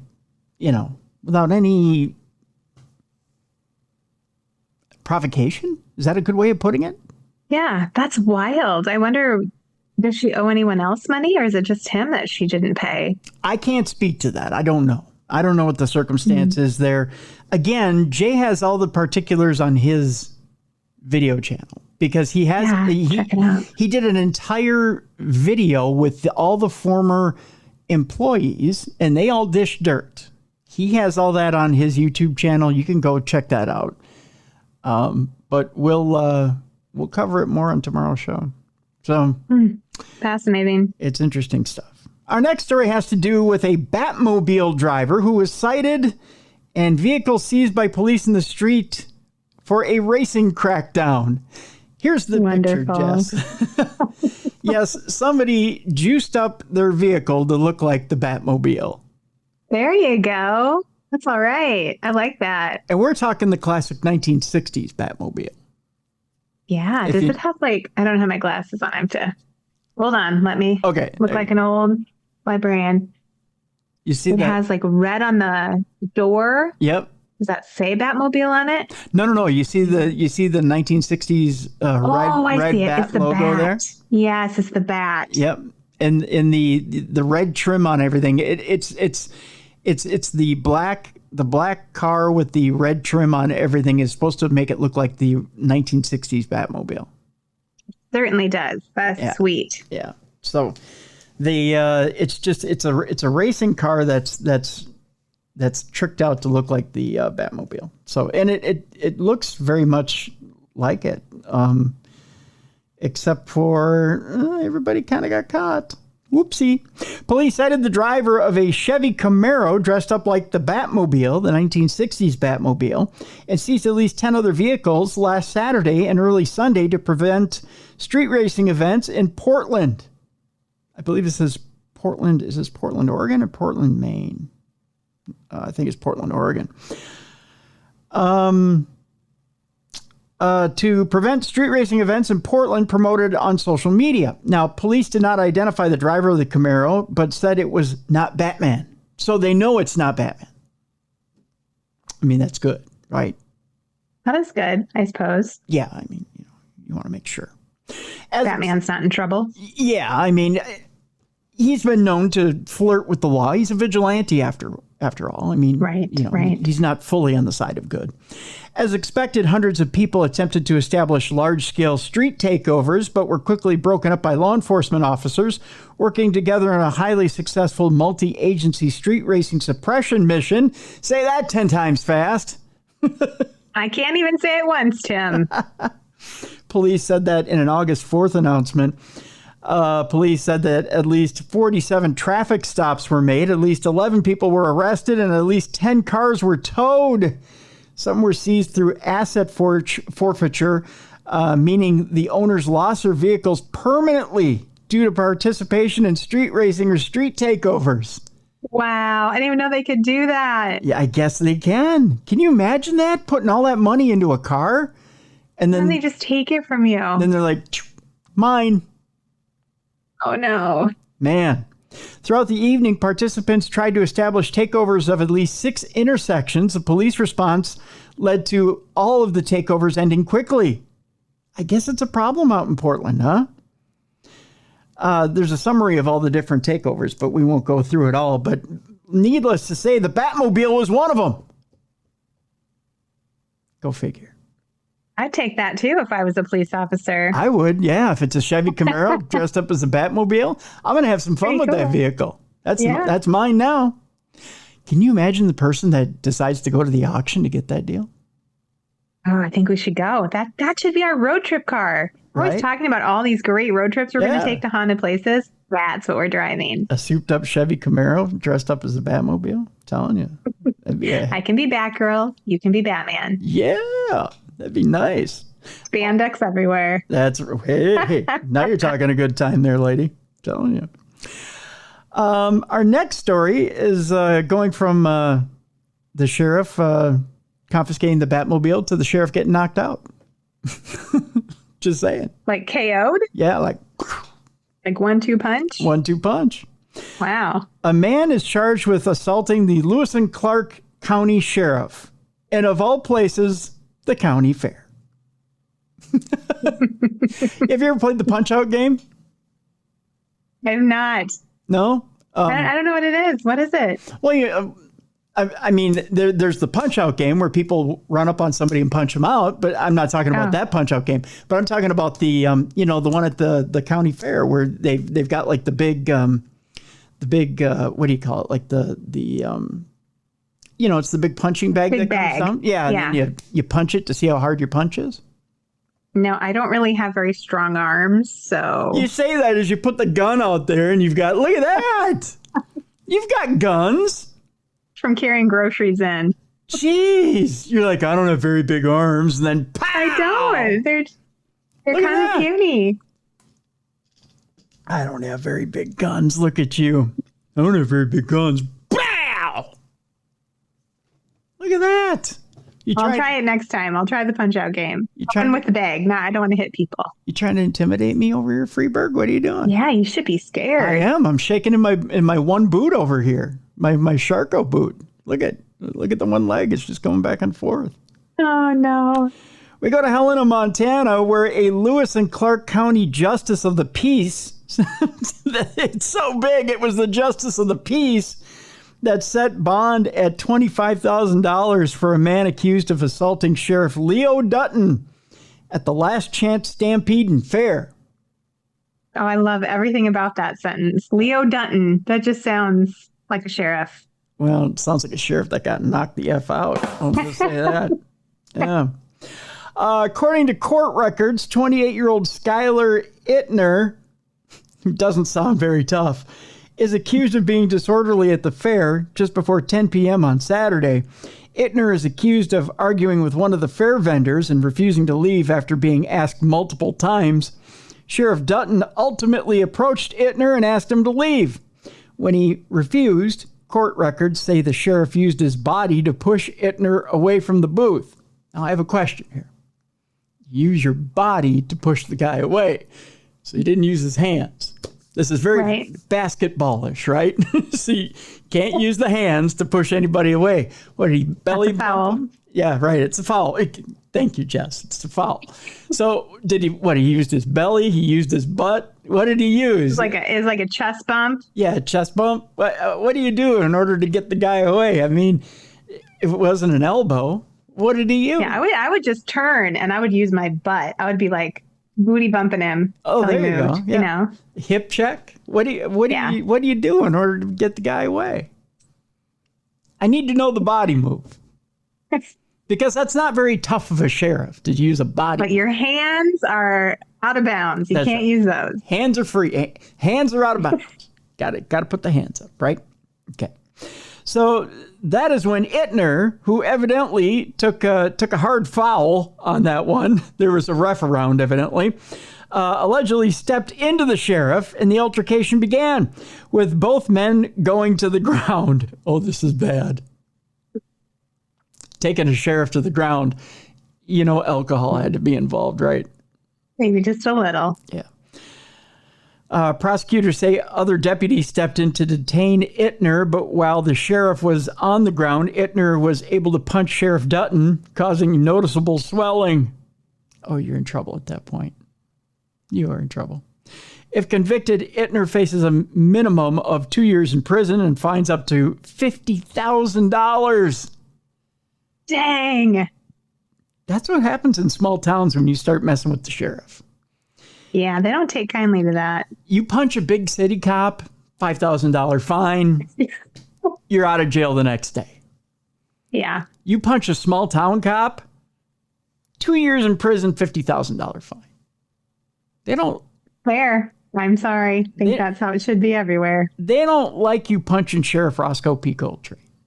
No. Nope. Can't do that. He's trying to do his job. Not going to happen. We go from one asshole punching a cop to one LA burglar who's the nicest guy in the world. Oh. Isn't that nice?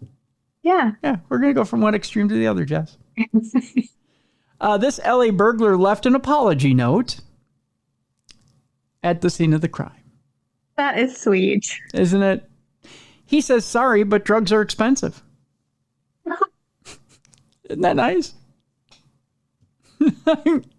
True. Matter of fact. It is. Yeah. There's a new thievery etiquette in LA. Polite burglars who steal and show regret. That's so nice. I mean, if you're going to rob me, thank you. I mean, thank you for showing regret. I appreciate it. Yeah. There were 10 businesses burgled and vandalized in the city of San Fernando over the last few nights, and cops think that there could be just one perp behind them all. The thief is targeting businesses, and in at least one case, he left an apology note and a promise he'll never return. I don't know what this... It looks like it says here you need pennies. But it's you need peenies, but it's pennies, I think. It looks like it could almost be penises, but it's you need peenies, and it says, sorry, need money for drugs, won't come back. See, here's the note right here, Jess. Oh, yeah. Yeah. You need peonies. Well, and on a sticky note even. That's awfully sweet. It's on a nice little Post-it note there for him. See? The thief wrote, sorry, need money for drugs, won't come back.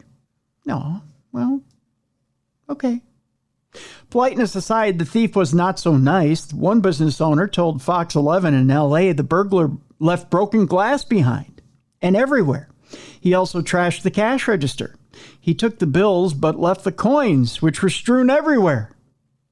He vandalized. Making a mess. Yeah.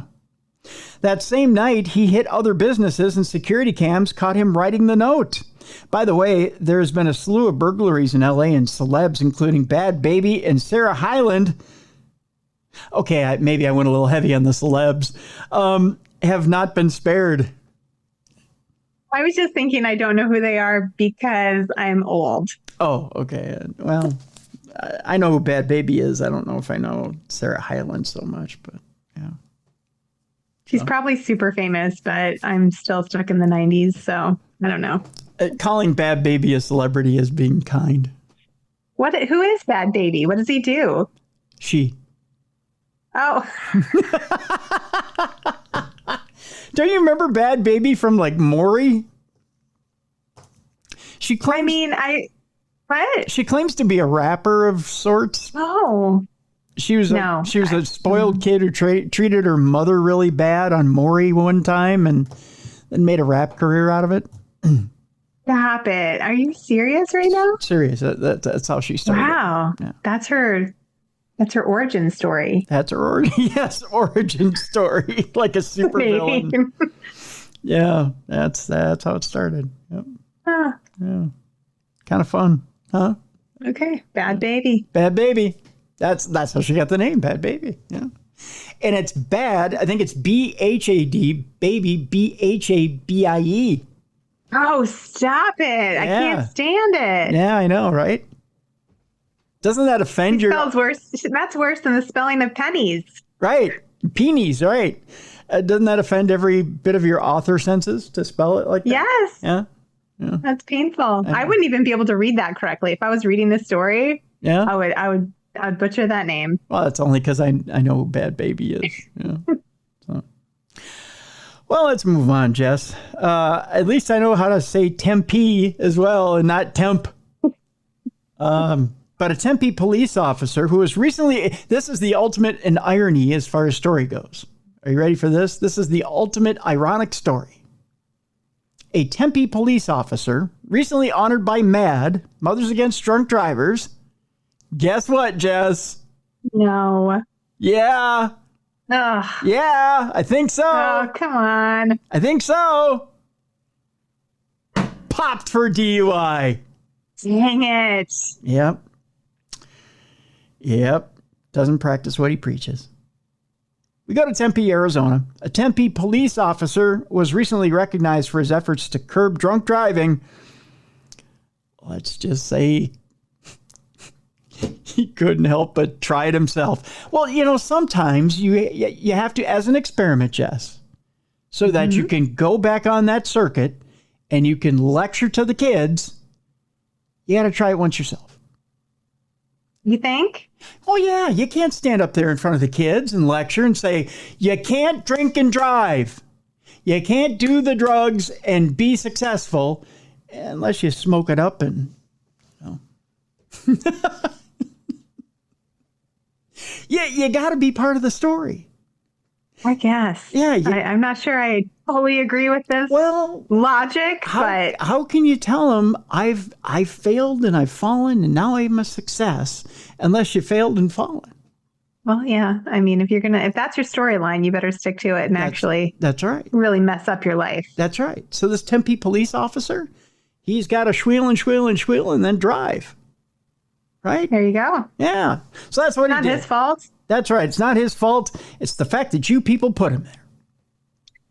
How does that? Is it pretty good? Pretty sure it's his fault. Yeah. Okay. It's his fault. Tempe police say that in the early morning hours of Wednesday, July 31st, the department was notified of a DUI investigation involving an off-duty officer named Zachary Hyde. The TPD was contacted by the Arizona Department of Public Safety, who said, hey, you know that guy you got out lecturing? I think he was a bit drunk. Anytime a criminal investigation is brought to our attention about one of our officers, we take the matter very seriously, the department said as it raised a glass of wine and... No, I'm kidding. I'm joking. I know. I almost had tea come out my nose. Sorry. DPS confirms that a trooper arrested Hyde during a DUI investigation but did not elaborate on the case. Tempe police says Officer Hyde was immediately placed on administrative leave pending an internal affairs investigation. DPS is handling the Dewey investigation. Just over a month ago, Officer Hyde was among 2 Tempe officers who received the Hero Award at the 35th Annual Mothers Against Drunk Drivers Law Enforcement Recognition Banquet. I wonder if there's an open bar. I'm just wondering. Oh, come on. It's a joke, Jess. Oh, no. There's always an open bar at the Mad Banquet. Too soon. It's just nobody ever drinks. Your hard work. Everybody's going to write me now and be like, that's the worst joke in the world. Mm-hmm. That is, you unfeeling, uncaring bastard. That's what they're going to say. They better not. They will. They might. Your hard work and diligence to ensuring safety and that officer was at the bar. He was the first one there. I'm just saying. He was bellied up. He's bellied up. He's like, hey, who's going to give me a ride home? Nobody? I'll drive. No. Jess, come on. That's horrible. Oh, bad choices. I know. Your hard work and diligence to ensuring safety on our streets was recognized tonight among officers from the whole state of Arizona. Tempe police wrote in a social media post on June 29th, which they took down on June 30th. Just saying. Because he was caught. And that's how we end that story. You gotta love it. By the way, you want to know what's more alarming than a police officer that's received an award from MED and then caught for drunk driving? I do want to know. A pilot on your Frontier flight that's pulled off the flight by police right before you're about to take off. No! Yeah! Scary. Yeah, we're into scary stuff today on Dumb Crime, Stupid Criminals. You heard me right. There was a whole flight of people. First of all, flying Frontier is scary enough. I mean, I'm just saying you're already not willing to reach into your pocket and pay a few extra bucks to fly a more expensive airline. So you've taken your life into your hands by flying Frontier, and you're sitting on the plane and going, please, God, just let me live through this flight. And then you see a squad car pull up to your plane, right? And they come on board to your plane, and already you're worried and thinking, okay, do I have warrants? And then they come onto the plane, and they don't come into the general population of the plane there, but then they take a left and go into the cabin. Yeah, that's even worse. Yeah. And they pull your pilot off. Right? It happened in Houston, Jess. Oh. A Frontier Airlines crew member was arrested at George Bush Intercontinental Airport. I forgot they have a title at that airport. Causing the cancellation of flight 3195 to Dallas-Fort Worth. The pilot was arrested at George Bush Intercontinental Airport on August 1st, according to the Houston Police Department.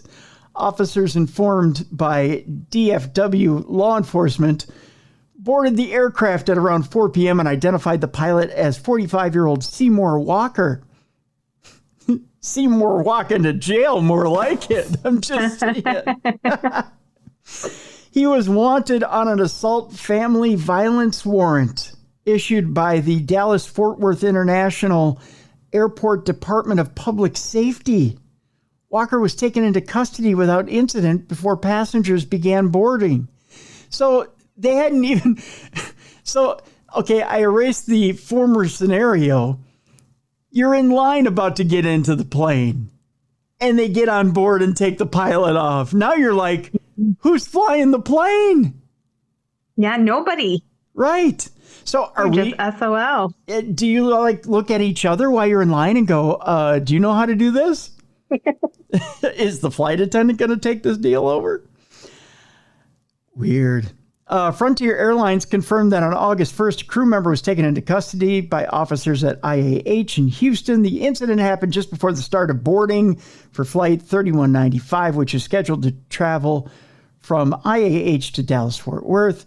Due to the absence of an immediate replacement crew member, Frontier Airlines canceled the flight. So imagine you're on your way and the flight's canceled. It's done. Passengers affected by the cancellation were given several options, including a full refund, flight credit, or reaccommodation on the next available Frontier flight later that evening. Additionally, the airline provided a $100 flight voucher and overnight hotel accommodations as necessary. Well, at least they gave them the accommodation. Yeah, that was nice. Yeah, we're sorry. Our pilot abuses his family. Would you like a hotel room for the evening? I'm just wondering. Yeah. Saturday afternoon, court records indicated that Walker had bonded out of custody, so he actually got out of jail on Saturday afternoon. I wonder if he was able to come back to his job, if they let him come back. I'm ready to go now. Yeah, I'm ready to fly. Put me in, coach. Yeah, I'm ready to go. So, what a weird story. Got a couple of statue sculpture stories for you here, Jess, on dumb crime, stupid criminals. You ready for this? We start with the iconic I-96 Orange Man sculpture. I believe this is in Syracuse. So we finally know who cut down the iconic I-96 Orange Man sculpture. I'll tell you in a second who did it. Okay. Sometimes we need to look inside, Jess. Huge clue. Inside ourselves or inside the sculpture? No, not inside the sculpture. Inside ourselves. Okay. Not inside the sculpture. There's nobody hiding in it. This isn't a horror movie. Hiding inside the sculpture. Oh, I'm sorry. We're going to Michigan. We're going to Lyon Township, Michigan. There's a new twist in the case of a beloved landmark's disappearance. The Man in the City sculpture, also known as the Orange Man on the Hill sculpture, disappeared in early July. At the same time, artist John Sauve told Local 4 it was the work of vandals, which would make sense. Most sculptures that are felled, it's done by vandals. Right. After the story aired, Sauve received a letter from Lyon Township attorneys informing him it was the township that tore down the sculpture. The whole damn town. Why? Well, I'm about to tell you. It's the worst excuse ever, Jess. You ready for this? Yeah. The township actually sent me a letter saying, no, you've been telling everyone it's vandalism. It was us. This is straight out of an M. Night Shyamalan movie. It is. And I was like, whoa, thanks for telling me. Sauve showed Local 4 a copy of the letter that included reasons for removing the sculpture. The township received numerous complaints from residents who found the sculpture inappropriate and frightening to their children. This is I need to Google this. I don't know what it is. It's the dumbest reason ever. Just Google the Orange Man sculpture in Lyon Township, Michigan. They know it's mine. Why not a quick phone call? Sauve said. Why not a quick phone call? I love it. I would have been more than happy to work out a solution. Whatever that solution is, it's better to work with me than cut it down and not tell me. That actually makes perfect sense. The letter said the township made contact with individuals to move the sculpture. However, the letter does not specify the identity of those individuals contacted. Sauve is on the clock to decide his next move, as the township has said it has until Wednesday to remove the 2,000-pound sculpture. Otherwise, the township will cut it into pieces and remove it. It's disheartening, it's challenging, it's expensive, Sauve said. There's lots of things that I have to do, either make this go back up or go somewhere else. Local 4 reached out to Lyon Township Supervisor John Dolan for comment, but did not hear back. I actually have I think I have a picture of it in pieces here. I don't understand. I have a picture of it not in pieces, and Right. It's not scary. No. Right.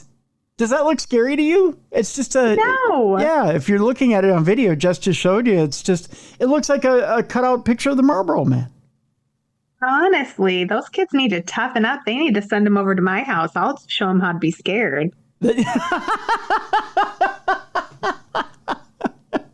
You'll have them out there building a second deck is what you'll do. I'm just saying. You know it. Right.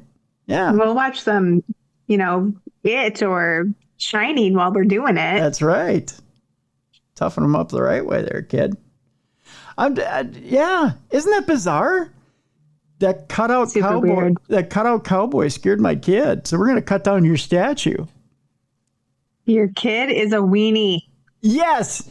It's a Not scary. It's a peenie. And they need more of them over there in LA. They need peonies. They need peonies over there. Our second statue story has to do with a man getting 15 years in prison for stealing a Jackie Robinson statue. Ooh. Yeah. I mean, I could see why. Jackie Robinson is, an uplifting person in our lexicon. But you don't want to steal the statue.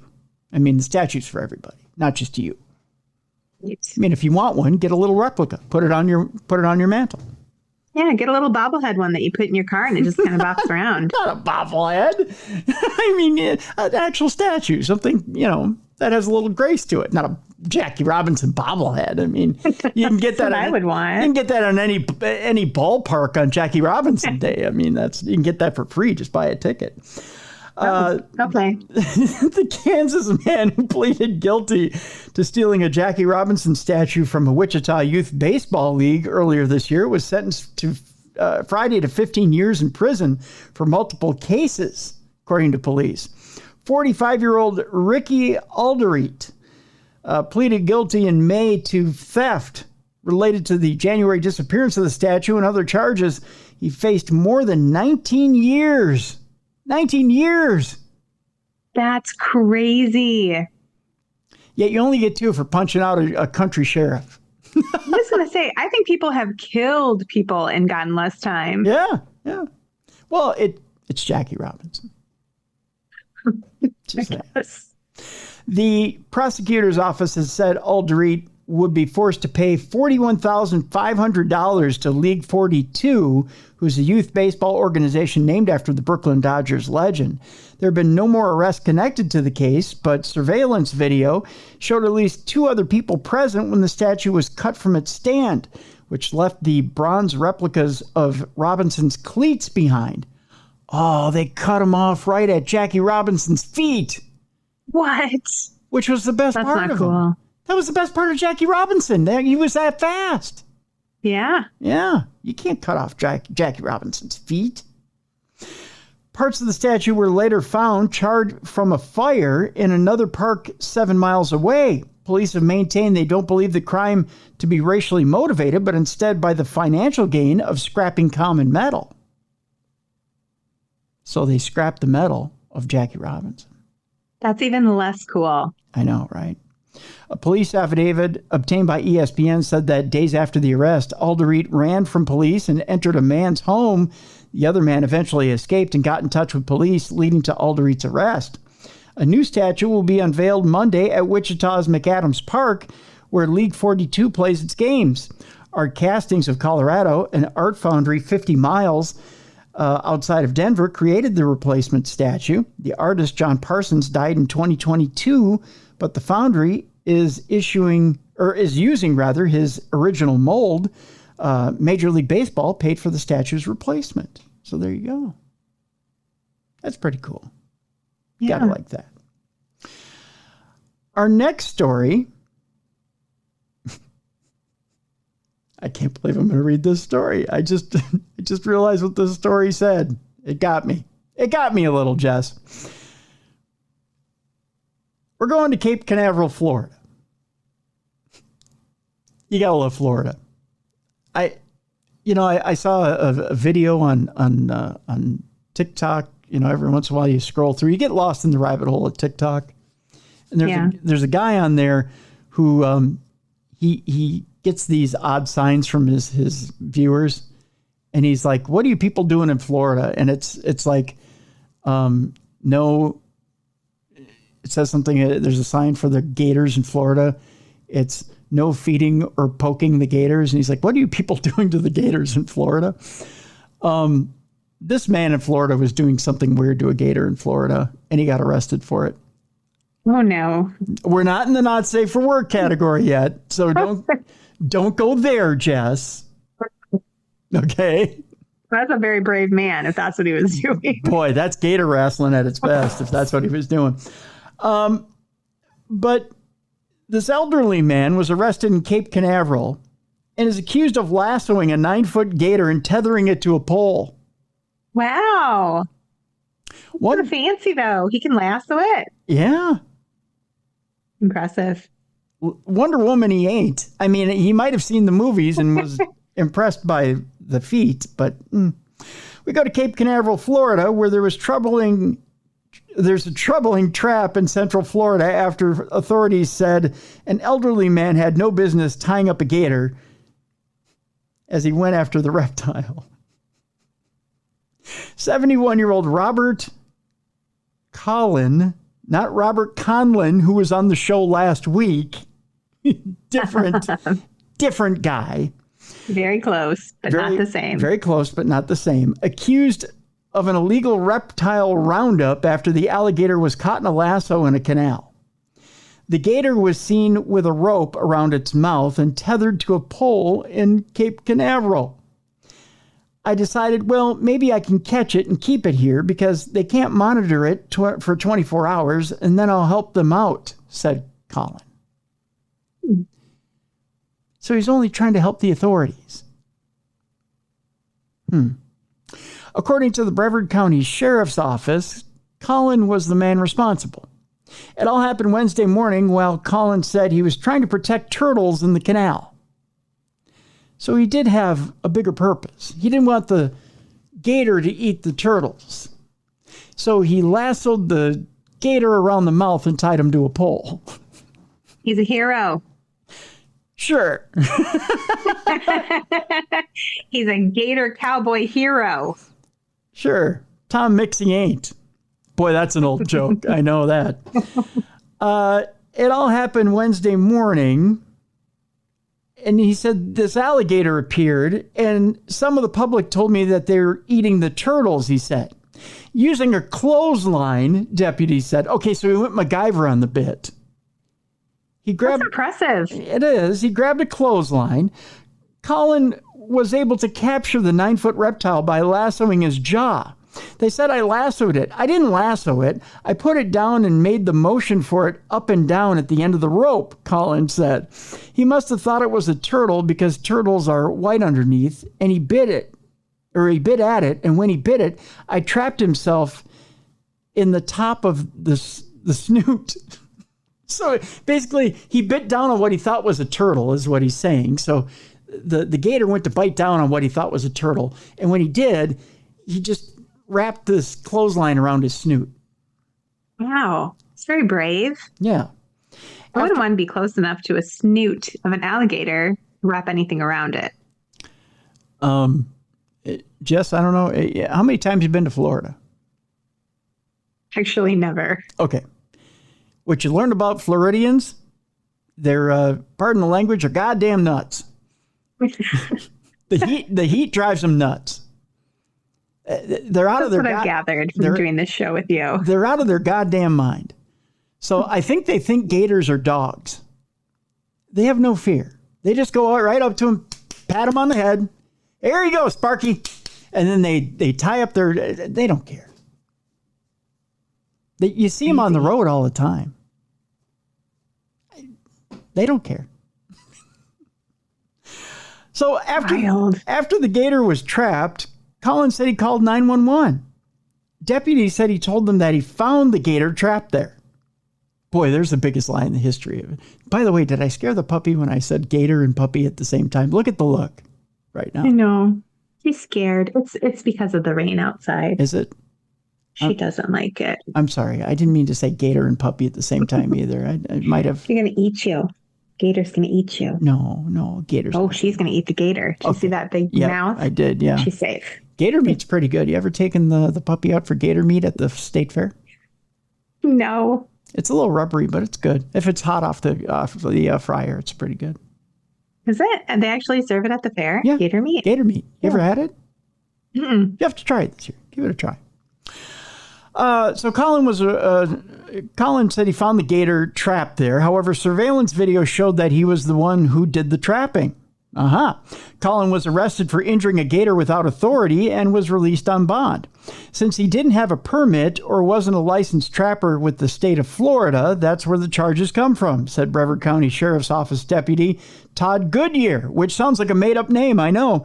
You're not allowed to remove a gator, Sheriff Goodyear went on to say. Ultimately, officials said the gator had to be euthanized. Really? You had to euthanize a gator because you tied up his snoot? That's sad. I wonder if he was damaged from it. I don't know. Maybe they tied up his... One more story before the Not Safe for Work part of our program. Has to do with a story from South Carolina.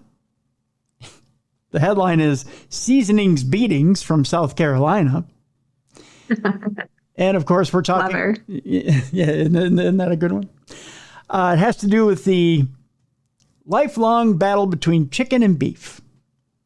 Okay. And what you use on it, I guess. Two siblings get into it over chicken and beef and what you put on it, evidently. A wild domestic brawl in South Carolina was touched off when one combatant was challenged as to why he didn't season the chicken that was cooking so it could crust up. Oh, good God. According to like some crusty chicken. Some crusty chicken.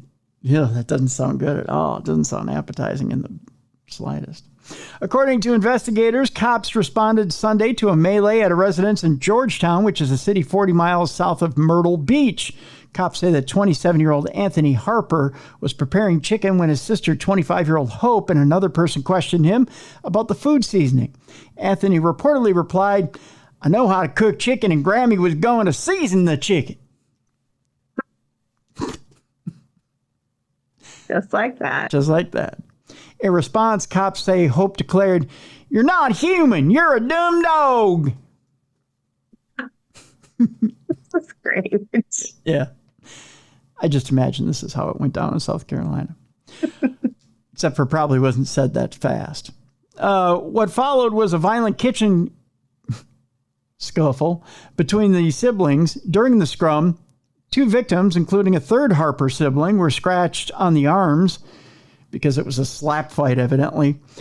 With the brawl in progress, a 26-year-old man exited the kitchen and fired a 9mm handgun into the residence's ceiling to try to make the assaultive behavior stop and force those involved to separate. Because after all, you do separate a slap fight with a 9mm handgun. Wow. I was seriously just listening thinking, why did this make it into the news? Like, their siblings slapping each other over crusty chicken, and then he brought out a gun and it was all cleared up. That's right. The weapon's discharge, however, did not have the desired effects, because when you're having a good slap fight over chicken, boy, you're into it. Hope allegedly grabbed a steak knife and chased after her brother, who declared, "She's gonna kill me." At this point, the pair's grandmother exited her room. Oh, grandma's involved now. Oh, now you are in trouble. That's right. Grandma grabbed a broom. She had broom in hand.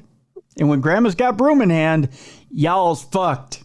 That's what we like to say in South Carolina. And she waved it at Hope until she walked away and put the knife back in the kitchen. Because when grandma's got a broom, broom beats knife. We all know that. That's South Carolina rules right there. If grandma's wielding it, yes. Yes, yeah. With his sister now unarmed, Anthony allegedly grabbed a can of Raid. What is happening? I don't know. I mean, she put the knife down. Why are we grabbing the Raid? Is it because Let it go, man. Is it because Hope's a pest? I mean, so Anthony grabs the can of Raid and sprayed Hope in the face and neck with it. Oh my gosh. Anthony's crazy. Yeah. Hope countered by seizing the bug killer and spraying Anthony across his whole body. Now we got a raid party going on. Oh no. I think Grandma needs to beat them all with the broom is what I think so too. Yeah. The Harpers asked to press charges against each other at this point. The Scratch sibling, a 23-year-old woman, wanted Anthony arrested for leaving her with visible injury to her arms. Anthony was charged with a pair of assault and battery counts, while his sister was busted on a single assault and battery rap. The Harpers each were released on bond from the county jail on Tuesday afternoon. The man who fired the warning shot was not charged. I don't know, the ceiling wasn't going to charge or file charges at all, nor was the broom-wielding Grandma because, Granny was just trying to keep the peace. By the way, here's the picture of the brother and the sister who loved to go after each other with a raid. The one brother, by the way, looks like a redneck Gerard Depardieu. Yes. Doesn't he? Just like in that movie, No Country for Old Men, right? Yes. That's crazy. Yeah. So there you go. I don't know who the sister looks like. The sister. Oh, you know what? The sister looks like White Trash Goop Girl. Yeah, like Gwyneth Paltrow, White Trash Gwyneth Paltrow. No. Yeah, doesn't she? I mean, maybe. Little fat in the face, but yeah, like White Trash Gwyneth Paltrow. Maybe. So it's needs a highlight there. She does need a little bit. Yeah, she's her roots are about 5 inches long. They are, aren't they? Not that I'm judging. Judging McJudgerton. Yeah. I mean, it's their mugshot. What are you going to do? I mean, they're spending all their money on Raid. I mean, so in crusty chicken. So what a weird thing to get so mad about. I know. Grandma says chicken's supposed to be crusty. Get that chicken nice and crusty. Otherwise, I'm going to beat you and spray you with Raid. Priorities, people. Oh, I hope they were intoxicated. I hope that wasn't a sober fight. I think that was a sober fight, Jess. Nuts. Fights get more, they get more violent when you're drunk in South Carolina. Just saying. Do they? Yeah, I think. I don't know. I'm just guessing. This is just basic human psychology, people. All right. Our last story before the not safe for work portion of our program has to do with a Florida deputy who was likely sleeping while the inmate escaped, causing a hospital lockdown and a manhunt. Aw, he's taking a little nappy poo. Little nappy poo. This has to do with dumb crimes and sleepy cops, evidently, is what this is. We go to Flagler County, Florida. The deputy assigned to guard the inmate who faked an injury and escaped the hospital was likely sleeping. This according to an investigation update from the Flagler County Sheriff's Office. The Sheriff's Office said these policy violations by Deputy Tyreek Harper led to the escape of Anthony Romine on July 27th. Additionally, officials said Romine wasn't properly restrained while in the hospital. Harper, who was hired by the Flagler County Sheriff's Office on June 2021, was relieved of law enforcement duties on the day of the escape while a preliminary review was conducted. A few days later, he resigned ahead of a formal internal investigation. Flagler County Sheriff Rick Staley said the agency will review the incident to determine how Harper was distracted, that's quote unquote, resulting in Romine's alleged escape. A review of this incident indicates there was a failure to follow policies that are designed to keep the community safe and an inmate in custody when they are taken to an outside facility for medical treatment, said Chief of Staff Mark Stowbridge. Fortunately, Romine was apprehended and no additional crimes were committed by him in his escape attempt. Sheriff Staley expects all deputies will follow our policies and not sleep while on duty. That's probably a big thing. Don't sleep while on duty. No naps. Rule number one: don't, especially around escapees or inmates or people who might, I don't know, stab you in the neck while you're doing it. Our agency motto is an honor to serve, a duty to protect. This is a direct quote from them. And that did not occur in this incident by Deputy Harper or Dupity. Dupity. Inmate Anthony Romine escaped Advent Health Palm Coast on July 27th while he was there for treatment after faking an injury to escape to his home state of Ohio, according to deputies. After a hospital lockdown and a 7-hour manhunt, deputies said the 29-year-old was tracked and located by a canine team underneath foliage and underbrush in the woods by the Amoco gas station just off Interstate 95 in Palm Coast.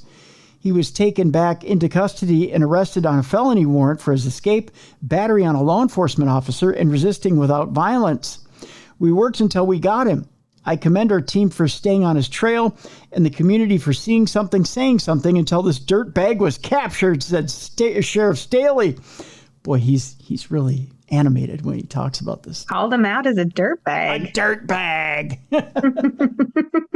Too bad he didn't call his officer that for falling asleep.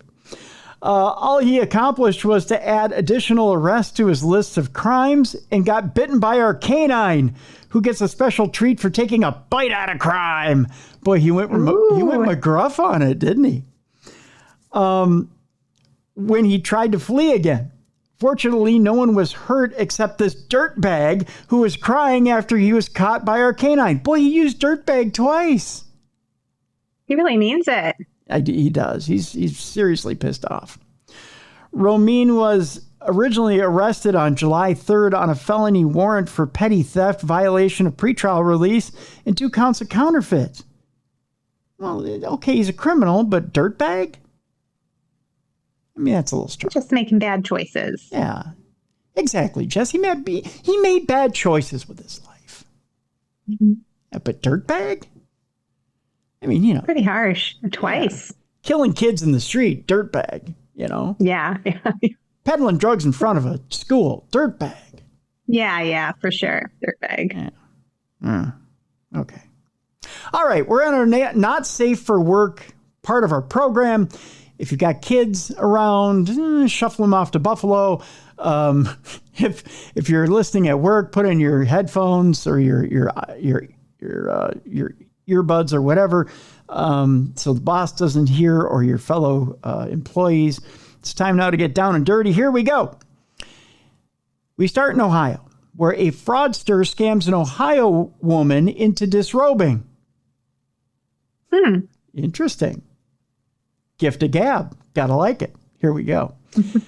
Cops suspect that this humiliated victim was bilked for also $5,900 as well. Wait, he got money from her and he got her to get naked? Yeah. Wow. This is impressive. I know, right?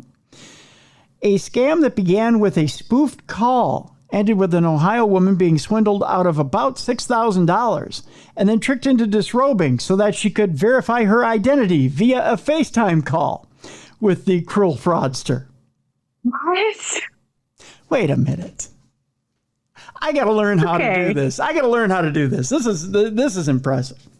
The victim told police in Mayfield Heights, a Cleveland suburb, that evidently they're gullible in Cleveland, that she received a call last Tuesday from a number that appeared to be the customer service line for Huntington Bank, an Ohio-based financial institution. They also took over all of TCF Bank's customers here in Minnesota.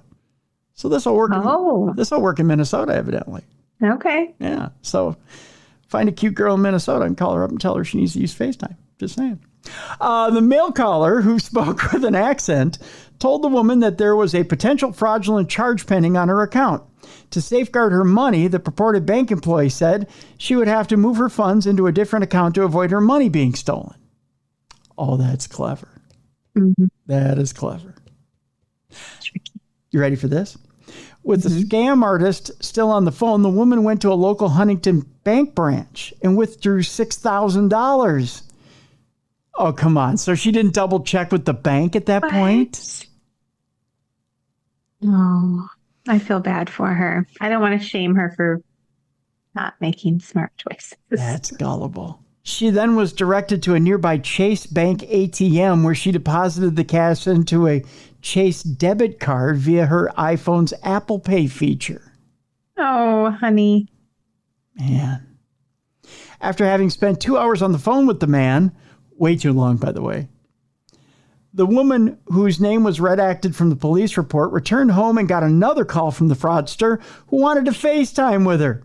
The man, who did not have his camera on, asked the woman to provide them with a full body scan and verify her identity due to a failed transaction. What on earth? I feel so bad for this person. How are you that gullible?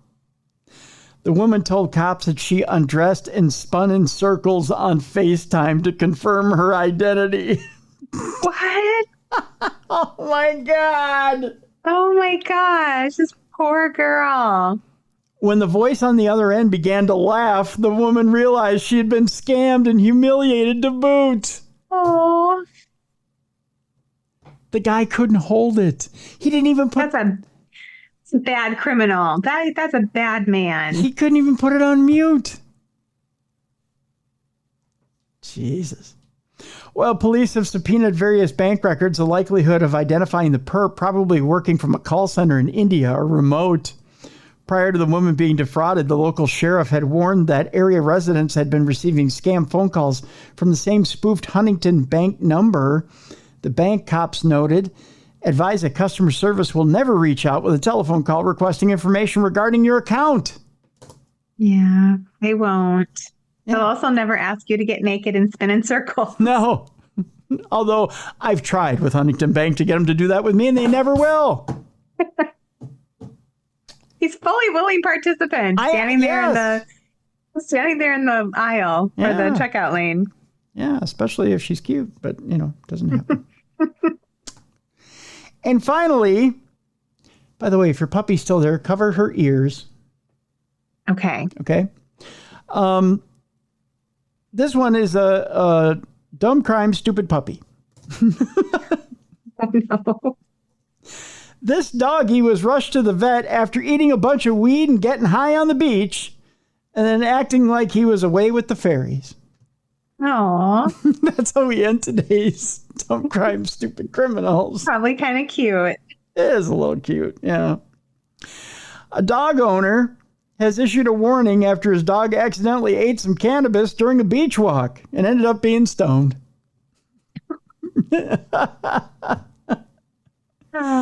59-year-old Stephen Davidson said Pooch Oscar started acting strangely after their usual outing in Sheerness, Kent on Saturday, July 27th.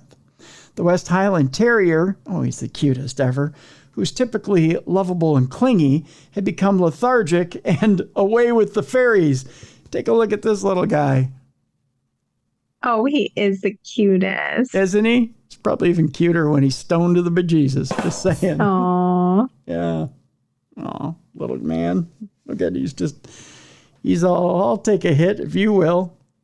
8-year-old Oscar had also stopped drinking water, making a concerned Stephen fearful that the family pet could have been dehydrated and died. Stephen phoned an out-of-hours vet and rushed Oscar to the PDSA at Gillingham Business Park. Here, the vet made a startling discovery, revealing that Oscar had consumed the Class B drug. Stephen said they put something down his throat to see if he would gag straight away, but he didn't. There was a delay. That's when they said he had been drugged. According to the PDSA, signs of intoxication in dogs can begin 30 to 90 minutes after cannabis had been eaten. Take a look at this little guy. Look at him, Jess. Look at how cute he is.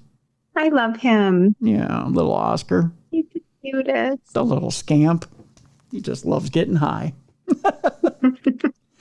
He was like, ruh-roh, is that weed? Effects can include incontinence, dilated pupils, a slow heart rate, and looking vacant. Yeah, that's pretty much me on a Saturday. I'm just saying, Like looking vacant. Looking vacant. Isn't that most dogs looking vacant? Right? Dogs may also experience a startled reaction when they appear drowsy and begin to fall over, but suddenly catch their balance. We used to have a dog in college that would drink beer out of a bowl. Just saying, he would. He loved beer. He Life of the party. He had 3 legs, though. I mean, he deserved a drink. Yeah.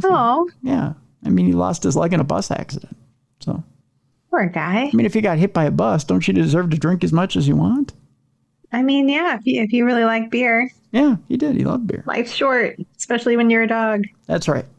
More beer. I know people are going to be like, that's abuse. No, he got abused by a bus. He probably was in a lot of pain. Probably needed the beer. Just saying. To clear the cannabis from his system, Oscar had to remain at the vet's overnight, where he was kept on a drip and given charcoal medication. I didn't know charcoal got rid of cannabis. Maybe it does for dogs. Yeah, I don't know. I haven't heard of that either. I don't know a lot of dogs that have been high, though. Yeah. I don't see a lot of dogs with joints hanging out of their mouths, I don't know the protocol. Wearing berets, playing beatnik music. I mean, it's not common. He has since made a full recovery and is back to happily rolling on his tummy to be stroked. Oh, little Oscar. But the treatment the small white terrier received has resulted in a hefty bill. Are you ready for this? I bet. Yeah. Stephen had to pay more than £900 for the out-of-hours care. Ouch. All because he did some edibles.